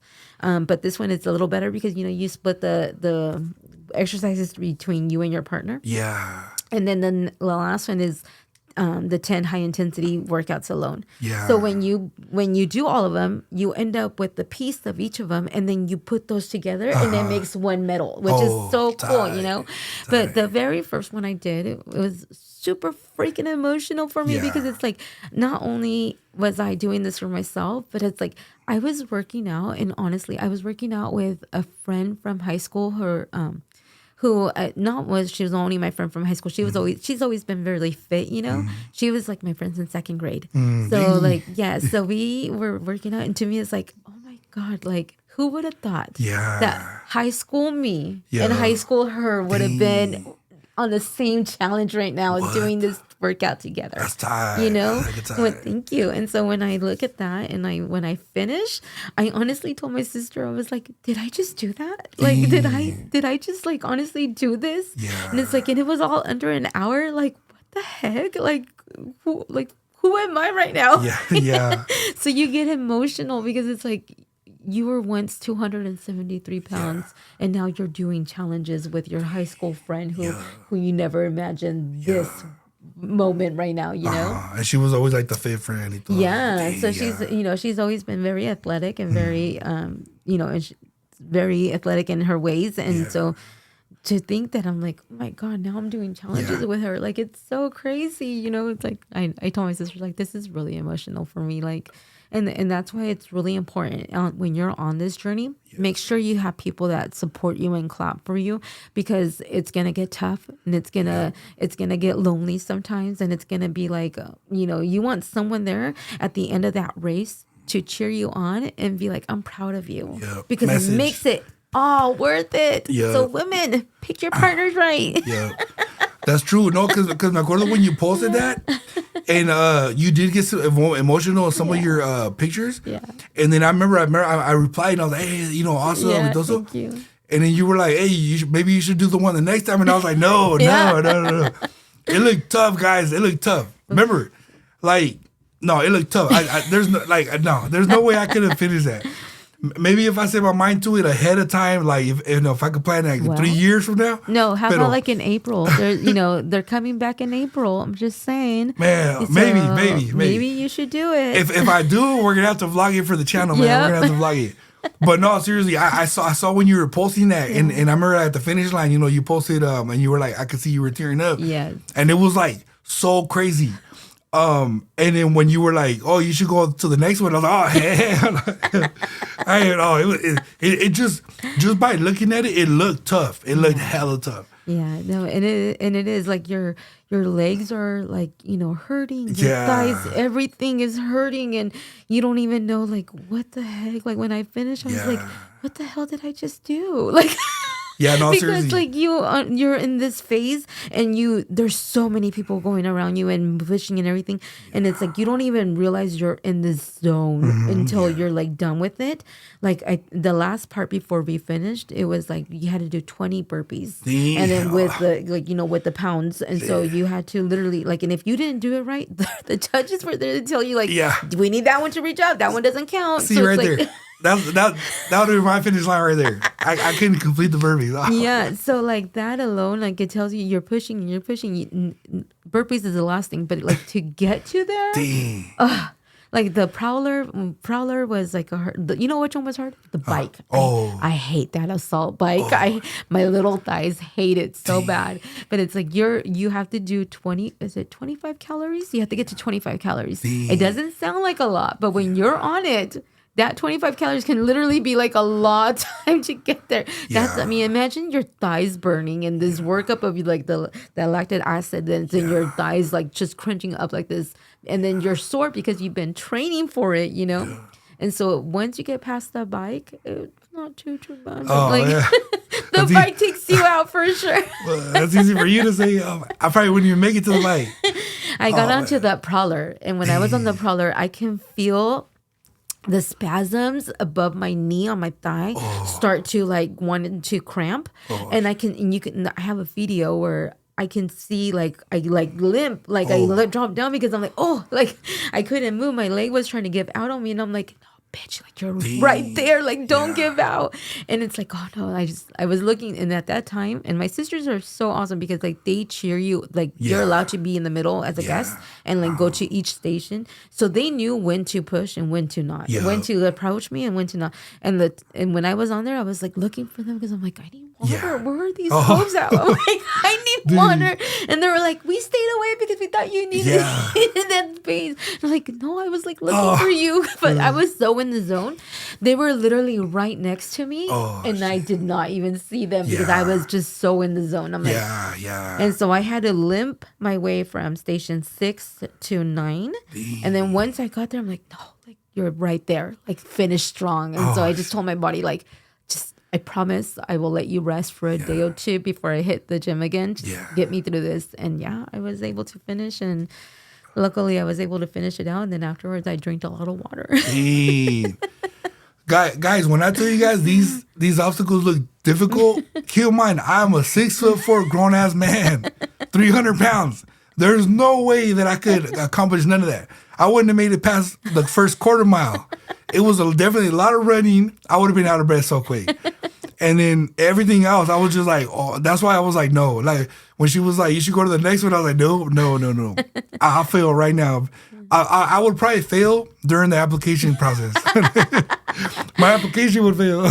No, but I mean, honestly, at the end of the day, I always tell people, like, don't go off of time. It's you versus you. Yeah. And, just focus on you. Like, you don't have to go fast. You don't have to move. You can go as slow as you want. Yeah. Just the fact that you can say, I finished something that was hard and difficult, and make that, okay, well, next year I can come back, and I can come back a little stronger, and can I beat my own time? And that's what, I'm kind of like why I'm increasing my workouts as well. Okay, I'm letting you guys in a little bit. That's what I was about I was kind of increasing my goals a little bit here because I want to make sure and I beat my own time this year. I don't have anything to prove but to myself, right? So I'm like, if I can get the strength down and then focus on the cardio, then I can, I want to make sure that I outdo myself. Yeah. I'm not checking to see if I make time for the board. I'm not checking to see if I beat my competitors. I want to make sure I beat myself. You know? And so does that mean you're gonna go do it again this year? Oh man! And y'all better be there cheering me on. Yeah, definitely. Oh, for sure. Hell yeah, we'll be there. We'll be there for sure. Even if I'm not running it, I'll still be there to cheer you on, man, for sure. Yeah, thank you. Yeah, no, one of our gym members, she hadn't done it this, at all. Like she did one part with her dad, which I love that. Oh, and she always shout tells out me, Pops. yes, Shout out and Pops. so she was like. I told her, are you doing Deca Fit? Because this would be her second piece to her medal, right? And so I told her, are you doing Deca Fit? She's like, no, I don't know. And she's like, if you do it, I'll do it too. And I'm like, yes. I mean, I cannot let her down, right? Yeah. So I'm like, yes, all day, yes. So I told her, make sure you sign up because I've been training. Yeah, see, she stays motivating people, man. What I tell you guys, she stays motivating people. That's why we had to have her as a guest. I was like, dude, it's a new year. People are trying to stay fit. Who's the best motivation person that I could bring on? That's why. Now you guys see. Yes. Anyone that wants to join me in on a workout, or if you guys want to join, say I'm gonna go on a run. I'll go on that run. You don't have to join the gym. We can go out on a run. We can go out hiking. Just move your body, move yourself, because the more you move, the more that you're gonna be at peace with your soul. Because to me, honestly, 2026. If my soul is feeling a certain way, then I know it's not for me. Yeah. And it's like you learn to heal and you learn to I don't need energies that don't belong with me. And if I'm being too much for you, then maybe you're just not enough for me either. And that's okay. And we don't have to hang out like that. But it's like, but if you want to work out, just know hey, I'm here. I can work out with you. Let's work out. Let's move. Let's just move your body. Yeah, so but you can feel mentally okay. Yeah, but hey, this is a disclaimer for everybody who wants to get a workout in with her. Man, she's tough, guys. She's tough. You gotta be. Soy chiquita pero picosa. Yeah, guys, you gotta be prepared to run out of breath. Guys, she's está bien tiny, pero dude. Y'all don't even know, man. Y'all don't even know. That's why you guys got to follow her. Once you follow her, you're going to know exactly what I'm talking about. And then just disclaimer, my pictures are a little spicy sometimes, but that's only to show you that it's okay to feel comfortable in your skin, okay? Yeah. That's not... I mean, you know how many times I've been told that you should start an OnlyFans? Yeah. And it's like... No, my pictures are too innocent for OnlyFans. But no, it's not that I'm trying to show off to you guys, but it's at one point I didn't like my own skin. Yeah. And I didn't feel comfortable in my own body. And no one should ever feel trapped in their own body. You should feel beautiful in how you look and how you feel. And I want to make sure that you guys know, hey, I know her personally. Yeah. And I know what she's been through. I'm going to feel motivated to be like that, and that's the reason I post what I post. So you guys can see, I know her. Yeah. She feels comfortable in her own skin. I want to feel comfortable in my own skin. Yeah. And, you got to show off the hard work. And then again, otra vez, you never know who you're motivating. Yeah. Somebody out there is like, yeah, I wish I could post a picture like that. Or I wish I could get to this level. And then they'll see you and they're like, damn, if you went from that to that, if you made it this far, I could do it too. Yeah. And a lot of people in the gym, they didn't know me when I was at 200 something pounds, And so when they look at me, they think that I've always been like this. I'm like, no, I haven't. I've earned this. I really work hard for this every freaking day. Yeah. And like I said, I've had tools, but even like that, I still work really, really hard for my results. Yeah. And it's just putting in the work into yourself and just really learning to love yourself is what really helped me too. And there were times it's where was everyone at, when I was crying when I hated looking at myself in the mirror. Yeah. Because and I used to, you know what I used to hate now that I think about it? I used to hate shopping and buying clothes. Yes, because I think it also went back to me as a kid, how I hated shopping because nothing fit, right? And I used to cry in the dressing rooms. I still remember this. I used to cry in the dressing rooms, or I used to have on by my belly button where the belt mark was too tight, how it would mark up your skin. Yes, I used to have marks on my body like that, and I remember that. And so I think in the long run, emotionally, it used to scar me looking at myself in the mirror because I hated looking at what I was looking at at that time. Yeah. And so now I'm like, no one, Yeah. no woman especially, no woman should hate to see themselves in the mirror, because we're all beautiful. Yeah. And we're all, Facts. whatever size you are, you're freaking beautiful. You're Yeah. gorgeous. But if you tell yourself, I'm not beautiful, Yeah. that's how you're going to see yourself. Yep. But if you learn to love yourself, girl, you're, even if you're not the prettiest girl in the room, everyone's going to be drawn to you because you make it feel like you're confident in yourself, that your aura is shining so freaking bright Yeah. that they don't have any choice but to look at you and be like, damn, that's a fucking confident woman, you Yeah. know? Hell And yeah. it's like, and she's so beautiful. And it's not that physically maybe we're not that pretty, but it's like everything inside of you and your soul is shining through, that Yeah. it makes you look that much more gorgeous, you know? Yeah, no, dude, like definitely the clothes thing I could relate because I was always tall. Yeah. So I would go to the store, los pinches pants because I was hella short. Or the shirts that would go to my belly button and shit. I'm over here wearing a crop top in high school and shit. Like now we have Amazon and we have Yeah. more options, for tall people. Yeah. And like now it's a thing. Now BZs want a tall guy, Yeah. But in the 90s, like BZs didn't want a tall guy. They're like, no, you're too tall. Pero so I can hella relate as far as like the clothes goes, man. It's Yeah. tough. Cause it's like they only make a certain a certain demographic. If you're out of that demographic, The chingas. yeah. Or you're paying like 2 or 3 times more for the same damn shirt, you Yeah, know? yeah, even like being short, like Yeah. being short a veces, Yeah. the pants might be too long. Now you gotta Yes. get them fixed. You gotta get them hemmed y todo Yep. eso. Yeah. So I mean, like just learning to be comfortable in your own skin and in your own ways and being confident. Yeah. Like, even if you don't know how to do the things that you're doing, but if you do it confidently, people are going to buy that. People are going to love that, that Yeah. like you showed up and yeah. And I always tell people at work too, I might not know what the hell I'm doing here sometimes, but it's like, if I feel like I'm confident in knowing how, like I'm giving that perception, Yeah. and that's how it is in fitness. Like, Yeah. a veces you may be lost and you may be like, because part of my fitness is boxing. And sometimes Yeah. I'm like, Oh, yeah. throwing hella Yeah. like things, and I'm like, might not look coordinated, but it's like I'm doing it confidently, so it makes Yeah. it feel like I know what I'm doing. Yeah, no, it looks tight, man. It looks tight. So, but side note, if any people that make clothes or sell clothes want to sponsor the episode right here, with some of your merchandise, go ahead, send them this way. Send them this way. I'm tall, she's short. I'm 4'11". 4'11". So if you got clothes that'll fit her, clothes that'll fit me, send it this way.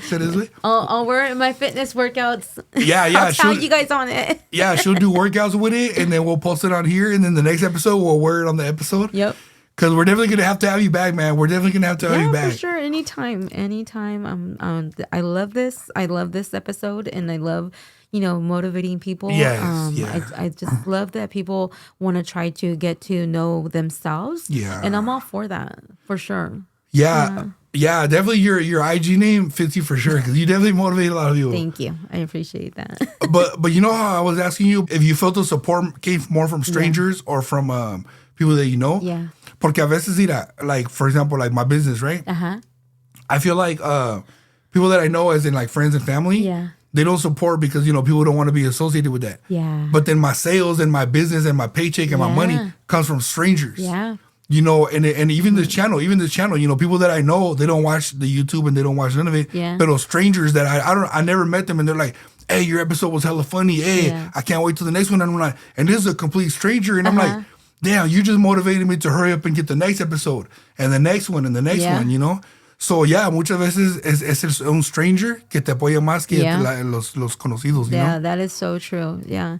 Especially because like I said, when you go to the gym, those people are there for the same reason, to make themselves feel better and to get that workout. And mentally, I think most of the time we're there mentally, for the mental part of it. And so when we all show up, we all support each other. And sometimes when you're the only one that's maybe in that lifestyle change, I'm never gonna force anyone in my family to eat a certain food or work out a certain way, because I at the end of the day, whatever makes you happy will make me happy too.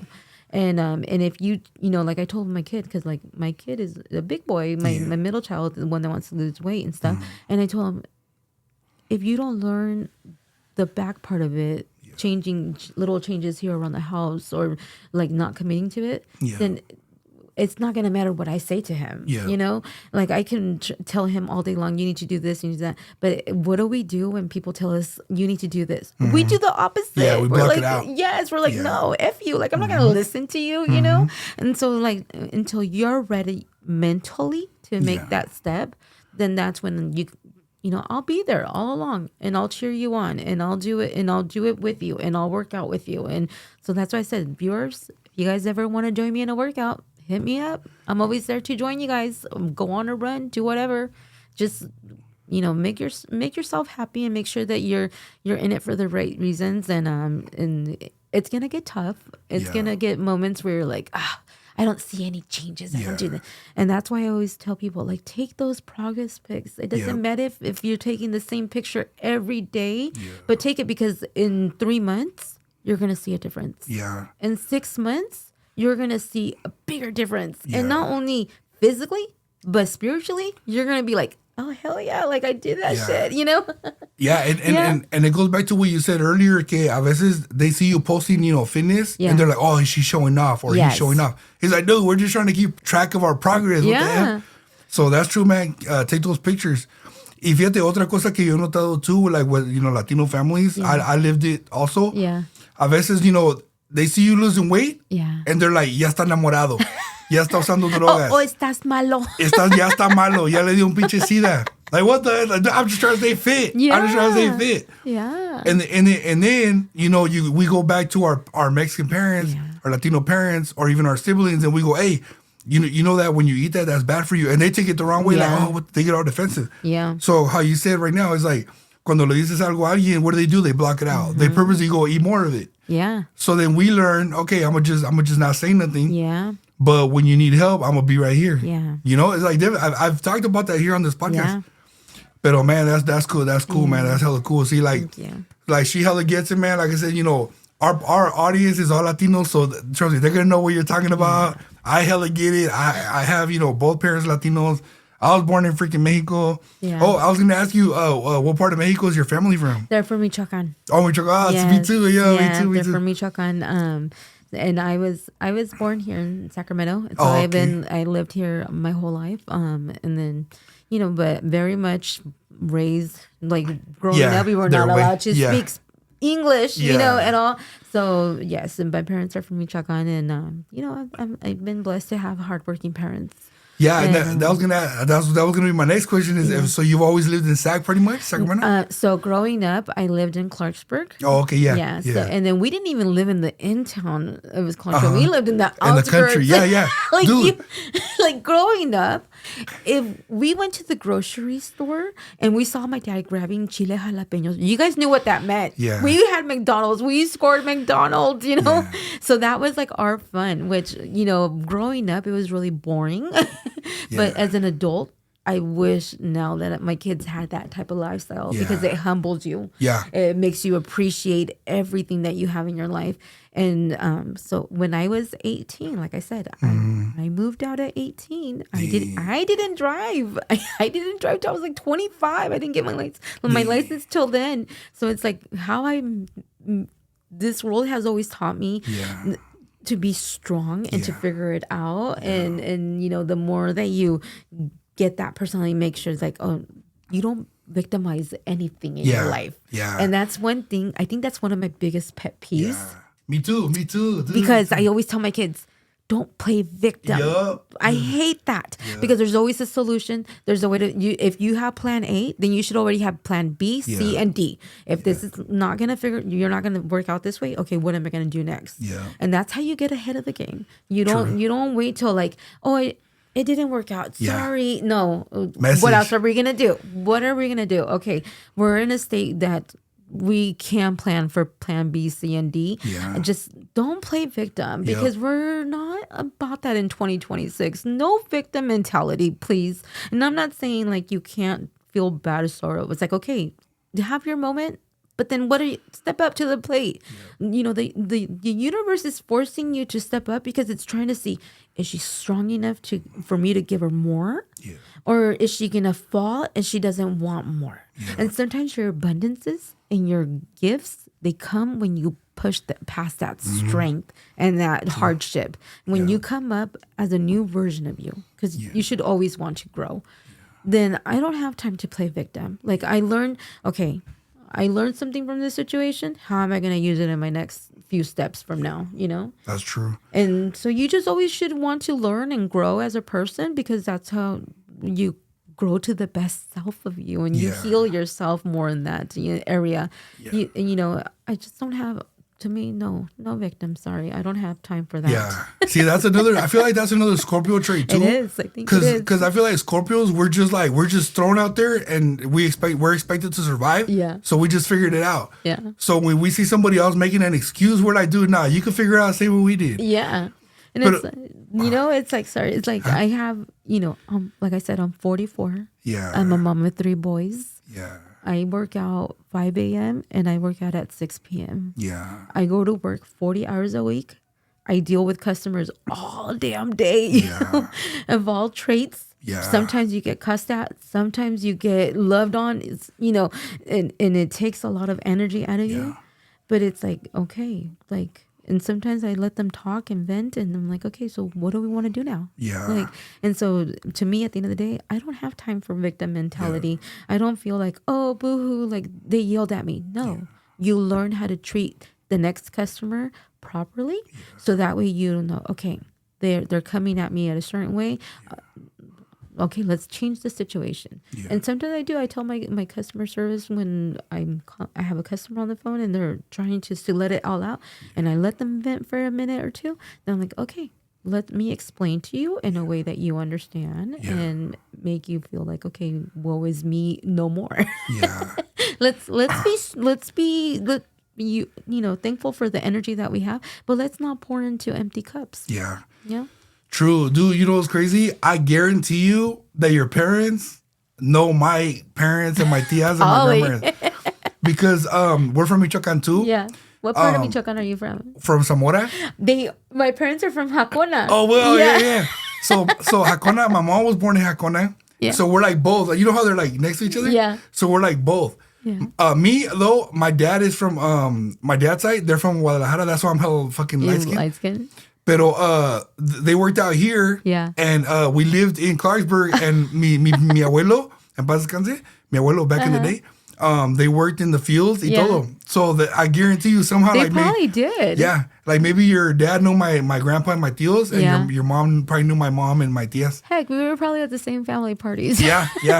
Because, dude, a lot of people, for those of you that don't know, Clarksburg is pretty much country. Yeah. There's nothing but fields over there. Yeah. And so, like, my grandpa and all them, they worked those fields. Yeah. So if your family worked those fields, they guaranteed. Dude, I remember being like 5, and my tío would take me to go pick up his check, and I'd be eating a fucking jitomate right there, just hella gravy con sal, and pinche jitomate. Mm-hmm. Well, man, that's the good old days right there. That's so funny. What a small world. Well, we'll say some of those stories for the next episode. Yeah. Because, dude, I have hella, because we lived in the middle of, over there, in the middle of nowhere. Yeah. Like, we still have, tengo un tío que vive allá todavía. Yeah. Pero when it was season, you know, como los asparagus, my grandpa, he would come over here because, you know, back then, you know, it was they would come over here, you know, with a permit. Like, oh, I'm going to work for 6 months and, you know. So se venían así. So I guarantee you, dude, like your dad and your family, they probably know that. I'm sure they do. Yeah. You That's crazy. Small world. Yeah, very small world. I mean, like, I come from a huge family. So we all, you know, were country kids. Yeah. And we used to say, like, si no te caes al dicho, no eres un delta kid. Yeah, dude. Hey, oh, man.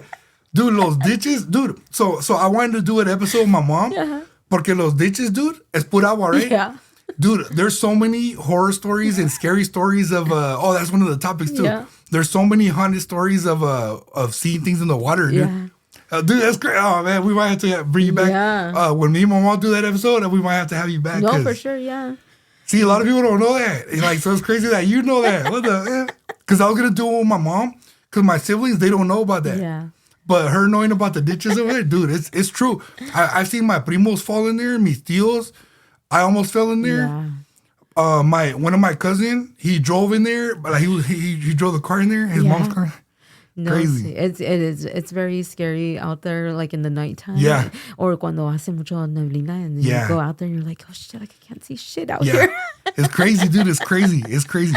I'm gonna try to vlog out there too a little bit. Pa que vean poquito. One year we went out there as adults with our kids because it was like star glazing, right? We went out there and my kids were like, what is that noise? ¿Qué es eso? ¿Qué se oye? And I'm like, oh my God, you guys are so not country. Exactly, dude. Imagine living there, right? Living there at night. You sleep there every night as a kid. I know. And so, but you know what? Honestly, growing up out there was like the best thing that could have happened to us, you know?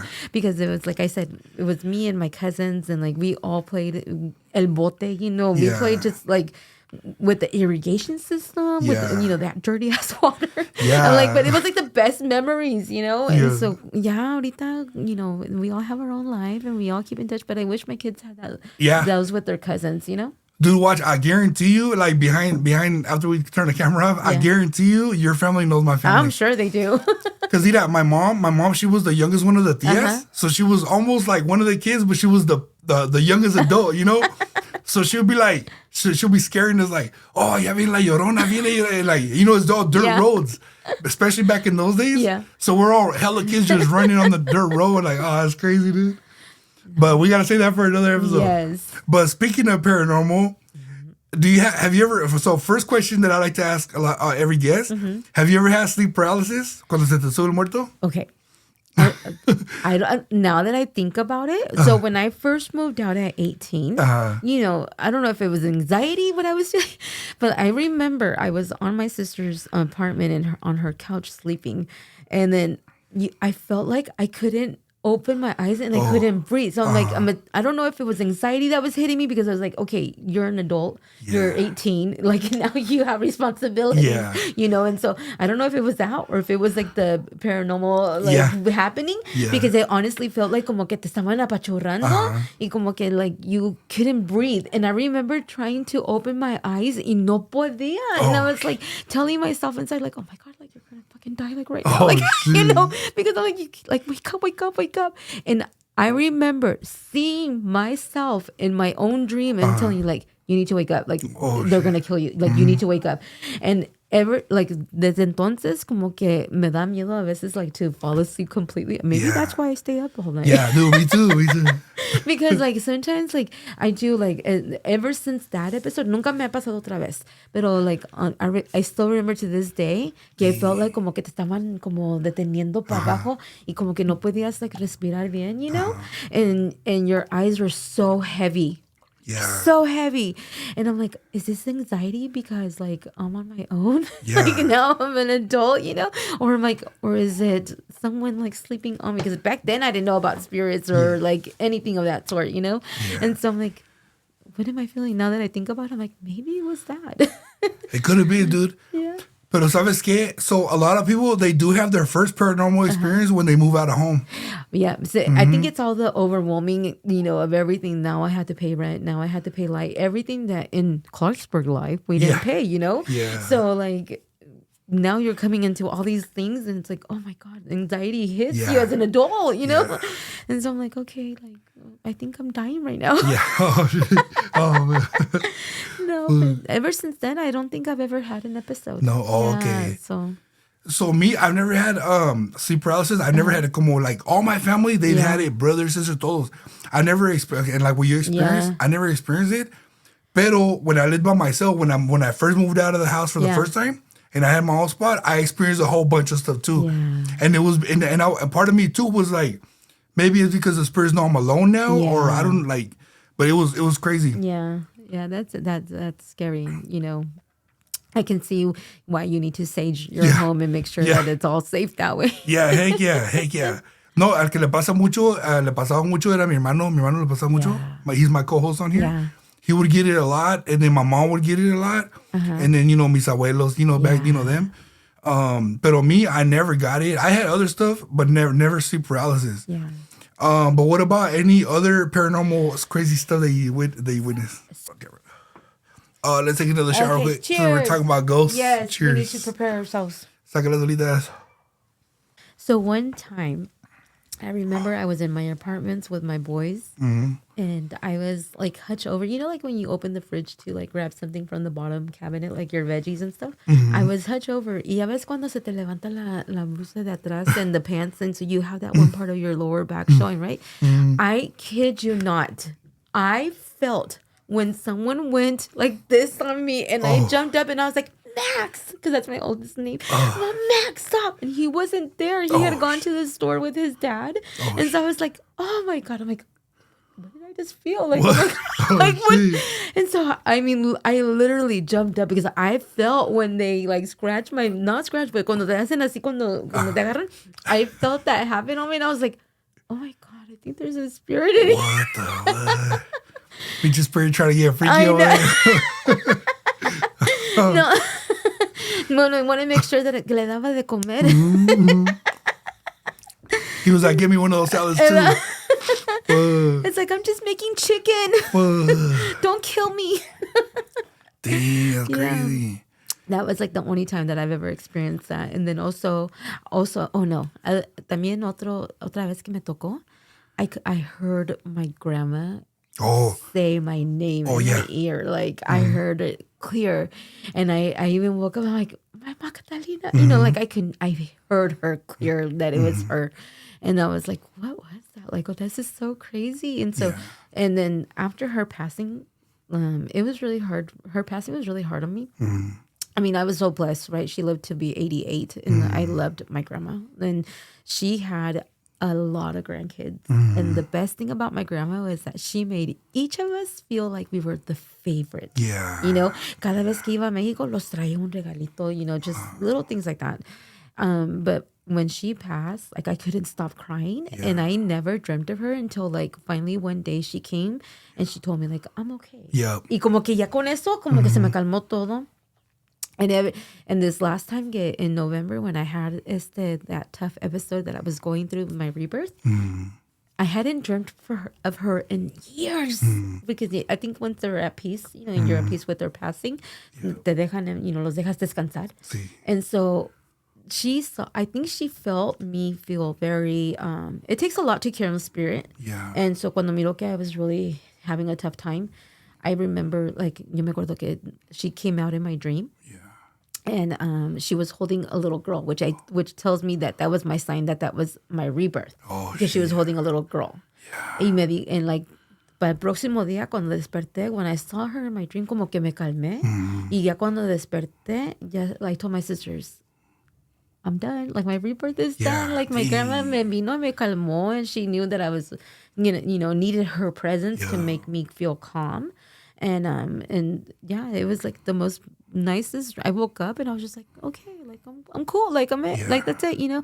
But her holding a little girl, a little baby girl, it was like I told my sister that was my sign that I went through a rebirth, and I didn't know it at that time or why things were happening, you know.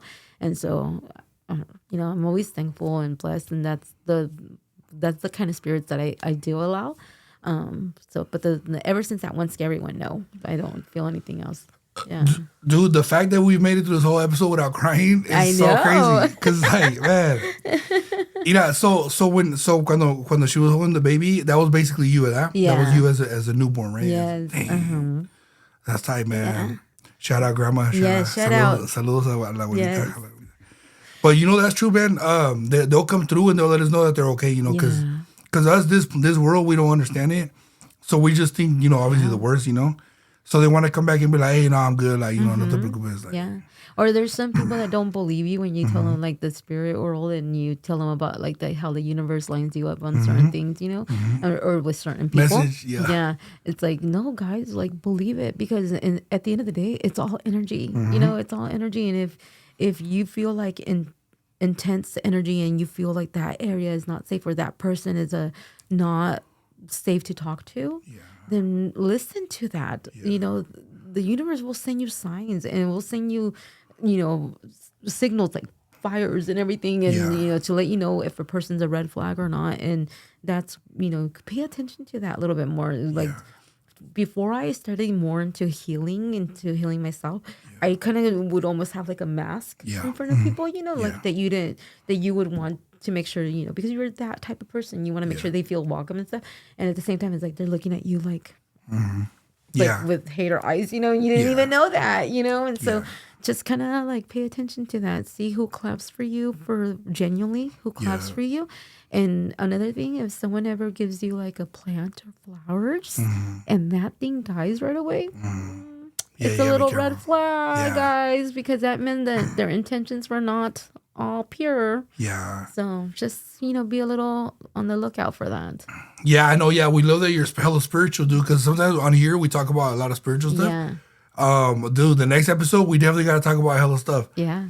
One of the things I want to talk about regarding, because you keep saying it, it's not on the list, but she keeps saying it, you keep saying it. So I'm like, you know what? Maybe the spirits want us to talk about it real quick before we run out of time.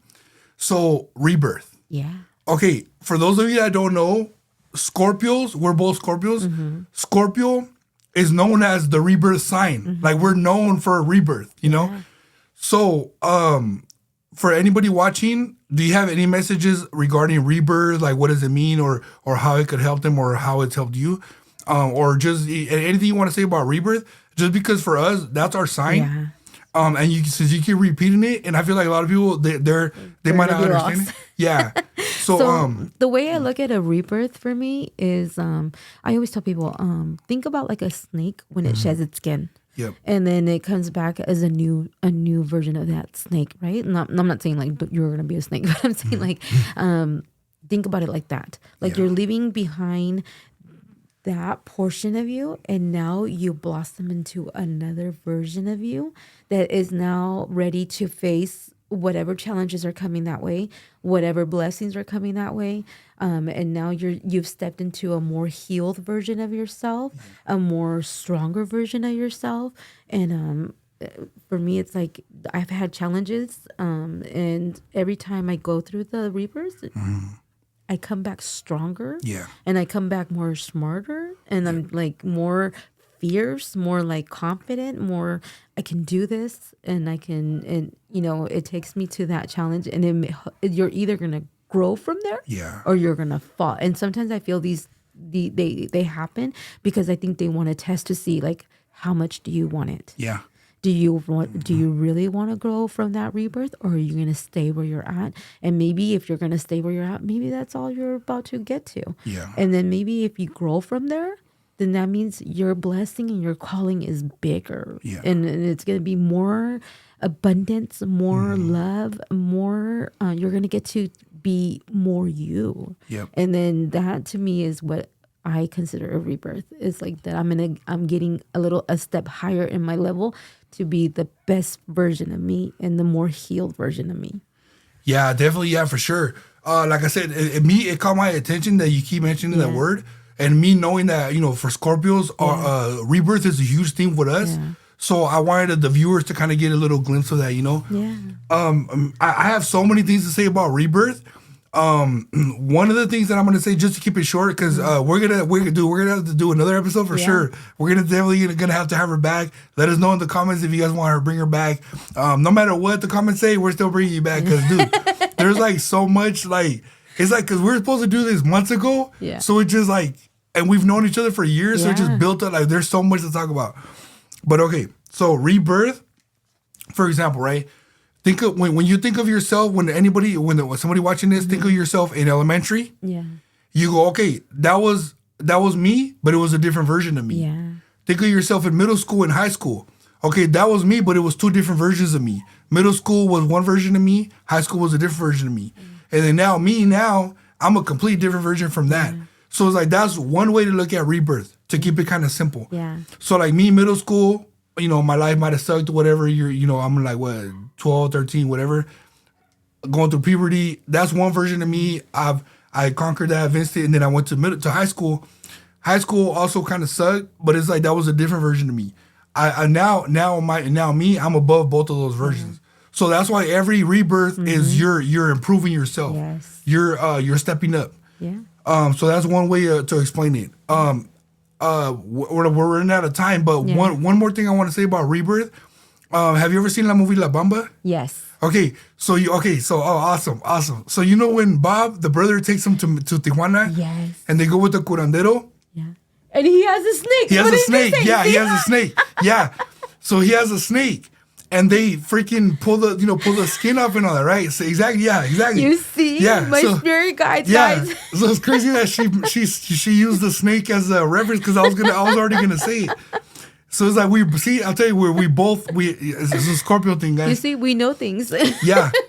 So remember when el cantante Richie, he don't speak Spanish. So Bob has to translate. Yeah. So the curandero goes, blah blah. He's like dormir es vivir y despertar es morir or something like that. Despertar es morir. So he's like, when you wake up or when you die, that's to wake up. Yeah. So we wake up out of this. So it's like, again, when Richie was famous, he was famous and everything, but then his real life story, when he passed away, he really blew up because now he became a legend. Yeah. Como por ejemplo Selena, she was a legend in her day, and then she passed away. Boom, she's a huge legend. 25 years later, 30 years later. Aaliyah también, Aaliyah, boom, 30 years later, 20 years later, she's still a legend. So it's like death doesn't always mean the end. That's true. So that's why for us, for Scorpios, people see a scorpion and they're like, oh, it's poisonous. You could pass away from a sting. But it's like that. Passing away is not always a bad thing. Yeah. Yeah. But yeah, man, we got so many other topics to talk about. Okay, so we'll skim through these, and then we'll finish it up, and then we're definitely gonna have you back. Thank again. you. Cool. Thank you. Anyone that's wanting again to work out, or just heck, if you need to, hey, let's go hang out. Yes, I'm there. Yes, yeah, guys. If you guys want to learn how to love yourself, or just how to get past that hard part, especially as women, to find yourself, I'm here. Yeah, just hit me up. Yes, because definitely we know a lot of ladies watch this podcast. Yeah. So definitely, if you have any more advice, if you need any more advice, you have any more questions for her, what I said, we're gonna tag her up here. Yeah. Y'all go follow her. Trust me, every day is inspiration. Her story every day is an inspiration, man. I'm a big ass dude, and I'll be inspired.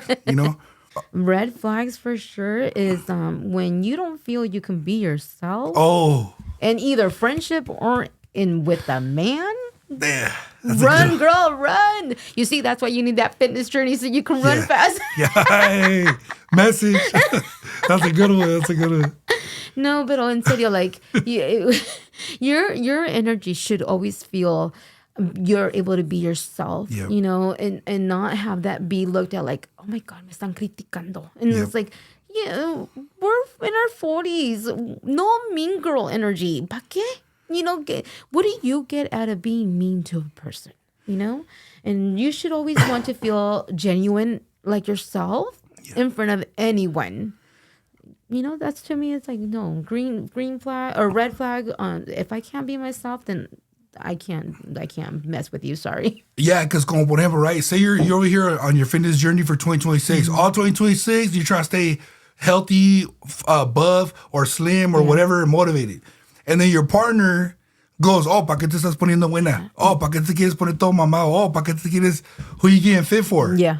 So it's like, bro, what? Like, Yeah. So I would say that's a red flag too. Yeah. When they start judging you because you're trying to stay fit. Yeah. That's a good one. And as a friend, I would say, yeah, a veces, the friends too, amigos or amigas, they see you getting fit and they're still the same lazy person they were in 2025. They might be like, oh, why are you going to the gym for? Oh, I don't see no progress. Why are you doing that for? And it's like, dude, don't trip. They're not going to see the progress because they don't want to see it. Mm-hmm. As long as you stay focused. Mm-hmm. Cool. Any more red flags on that one? No, I honestly feel like once you're yourself, you'll know who's allowed to be in your energy. Yeah. Don't give your energy just to anyone. Just remember your energy is pure and to you, and not everyone deserves it. Yeah. Facts. Yeah. So what about green flags in dating and friendships? To me, I honestly feel like green flags. Okay, to me, green flags in dating, it's like when they remember like the small little things, like cuando like, for example, like if they're at McDonald's and they know that you like Happy Meals, it's like, and they bring you back a Happy Meal without you having to have told them. Yeah, that to me is like, oh shit, like they're taking time to like really like they pay attention to what I like, But it's like if I have to tell you to do the things, no. Yeah, a good example of that was recently, I think in December, McDonald's had the Happy Meals at Disney. Yeah. And if they know, okay, she or he likes this character of Disney, como la Maleficent, right? Yeah. And then they know McDonald's giving the Maleficent. Let me get her the Maleficent. Yeah. Or como me personally, I like the Genie. Yeah. So like a BZ was like, I got you the Genie because McDonald's had it. I'm like, oh shit, she paid attention. Like, yeah, and that's cool, and it doesn't have to always be from like a partner. It can be like from a friend. Just the fact that you thought of me at that moment when you were ordering something simple like a hamburger. Yeah. Like you thought of me like, hey, let me get this Happy Meal to see if I get that toy to make them happy. Yeah. At the end of the day, is whoever makes you happy and makes you smile, green flag all day long. Yes, yeah. Green flag. Green flag, like another green flag is Patron. Right there. Patron got the green flag. That's going to be a clip right there. Patron's full of green flags right there. Yes. So this is a good one. I asked my sister last week on the other episode, if you were to pass away, would you rather be remembered as the wife of this person, the partner of this person, the husband of this person, or would you want to be remembered as your job title? Or how would you want to be remembered? If you want to add your own, you could add your own. No, I would want to be remembered as me. Yeah. Not because to me, a wife of someone and a partner of someone, that's a role you're playing, and might not always be in your life at that moment. I don't want to be remembered la esposa de tal y tal, ¿verdad? I want to be like remembered like. I honestly, why I always do when they say I'm too much. No, I'm not too much. I love hard and I give a lot of who I am to people that I feel deserve it. Because yo no quiero vivir con el pensamiento de later that like I wish I could have done and if I had the chance. No, it's like I know my parents are not always going to be with me. I know my siblings are not always going to be with me. That's why I'm like, I love going and like, I bought you Starbucks. I bought you this. What can I be there for you? Can I do? Because yo al rato no quiero vivir con resentimientos de que I should have asked. I should have done this. I should have done. No. So if anything, if you can remember me for anything, remember me for the way I loved. Yeah. And I honestly because everything that I do out of love, I do it from the purest of my little heart. Yeah. And I'm very genuine. Yeah. I'm a very genuine person and I care a lot. And sometimes when they do me dirty, sometimes it hurts a lot because I'm like, I don't treat you like that. Yeah. And if I'd rather not talk to you if you're going to treat me in a certain way, then because when I actually care about you, I care about you a lot. And I care about my friendships. I care about my relationships with whoever I allow in my life. Yeah. And that's why I'm like, be real with me and I'll be real with you too. Yeah. So if I can be remembered for anything, it would be the way I care and love for people. Yeah. True. And you know what? I could vouch that you're all about action. I could vouch for that. She's really all about action. The reason I say that is going back to my pop-ups, right? Yeah. A veces, say I'm gonna go have a pop-up, voy a vender a cualquier lugar, right? I'm gonna be selling at the corner of whatever, right? A lot of people will message me and they'll be like, hey, I'll be there. Oh, I can't wait. Oh, I love all those people that message me, they never show up to my pop-up. Her and her two sisters, without even messaging me, she don't even message me, hey, I'll be there. I'm just chilling. I'm there at the event, and I see her and her two sisters walking up. And then they're like, oh, hey, how much are your braces? And I'm like, that's what it is, action. It's action, right? And so I could vouch that she's all about action for sure. I could vouch for that. She didn't have to waste her time or my time telling me, hey, I'll be there. Or, hey, I can't wait to be there. She just showed up like multiple times. And it's like the people that took the time to tell me, hey, I'll be there, they never showed up. Yeah. They never showed up. So her, instead of telling me what she was going to do, she just did it. Yeah. So I could vouch for that. So, I could see also también como, you're at Starbucks and you get your sister a drink. And because that's how my sister is too. Shout out my sister Erika. She's my co-host on here. Like, she'll be at Starbucks or Dutch Bros or whatever. Yeah. And she's like, oh, I know my brother, the Brujo, likes his drink. Let me get this fucking drink, Yeah. Or my brother, too, he knows, certain things I like it. I mean, oh, hey, I got you this, Yeah. So that's hella cool. That's nice. It's nice when you have relationships like that with your siblings. Yeah. And also, guys, like, at the end of the day, your siblings are gonna be your closest friends. Yep. I mean, you'll have your friends, but at the end of the day, your siblings are going to be the ones ride and die with you. Yeah. So make sure that you treat them better than any friend that you have. Yeah. And make sure that you support them in whatever it may be. It might not make sense to you, but if you see your siblings smiling and happy, then fuck yeah. Like, make sure that you're smiling and being happy for them too, and clap them on. Hell yeah. Hell yeah. Facts. Facts. Now, so we're gonna end the episode there with that bomb ass message. Any other last message you have for our viewers? No, it was so much fun being here. Thank you so much for this opportunity and just inviting me to your show. It's been fun, and this friendship is for the long run. Yeah, for sure, man. Yeah, Thank you too, because I know. Cheers too, because dude, like seriously, this episode ended up being like longer than what we expected. And I kind of feel bad for keeping her here trapped for so long, because like we just kept going, because like so many topics kept coming up, and I was I'm asking her about that. I'm asking her about that. Like our list was like only a certain question, but then I kept thinking, I'm asking her about that. So thank you so much. You're welcome. Definitely to be continued. We're gonna have to bring you back for another episode. Yeah. So don't forget, guys, go follow her, add her on social media, watch all her stories, get all the motivations for sure, man, for sure. Yeah. A lot of spicy selfies on there too. Oh yeah. A lot of No those. te creas, no te creas, no tantas. Those are very good too. Definitely, I recommend you guys go check those out too for sure. No. But but seriously, dude, thank you so much for coming through. From one corporate to another, we hella appreciate you, and I know that a lot of people needed to hear a lot of the stuff you said today. Oh, thank you. I really, really appreciate it. And like I said, any of you viewers that want to just join in anytime, not just like in my training workout class, if you're not ready there mentally, that's okay. Let's just, let's keep it moving for 2026. Yeah, hell yeah. All 2026. Gotta stay fit. Let's stay cut. Like, what? Yeah, gotta stay swole. Gotta stay fit. Yes. Gotta stay defined and toned and everything. Yes. All that. Whatever your goal is, all that. Yeah, I'll help you get there. Yeah. Hell yeah, guys. Hell yeah. And I'm fun. I am really a lot of fun. Yeah, she is, guys, for sure. Like I said, great personality. You would never guess she was a Scorpio because she's so chill. Like, she's just chill until you piss her off. Hasta que me encabronan. Yeah. Oh, man, but for sure, definitely, we're going to bring you back in another episode. Yes, for sure. We'll set that up behind the scenes. Yeah. Okay, all right, guys. Thank you guys so much for tuning in. Thank Saca las you. Bolitas. Again, Thank you. with our co-host, Monica. This Bella _motivates. And see you guys at the next episode. Bye.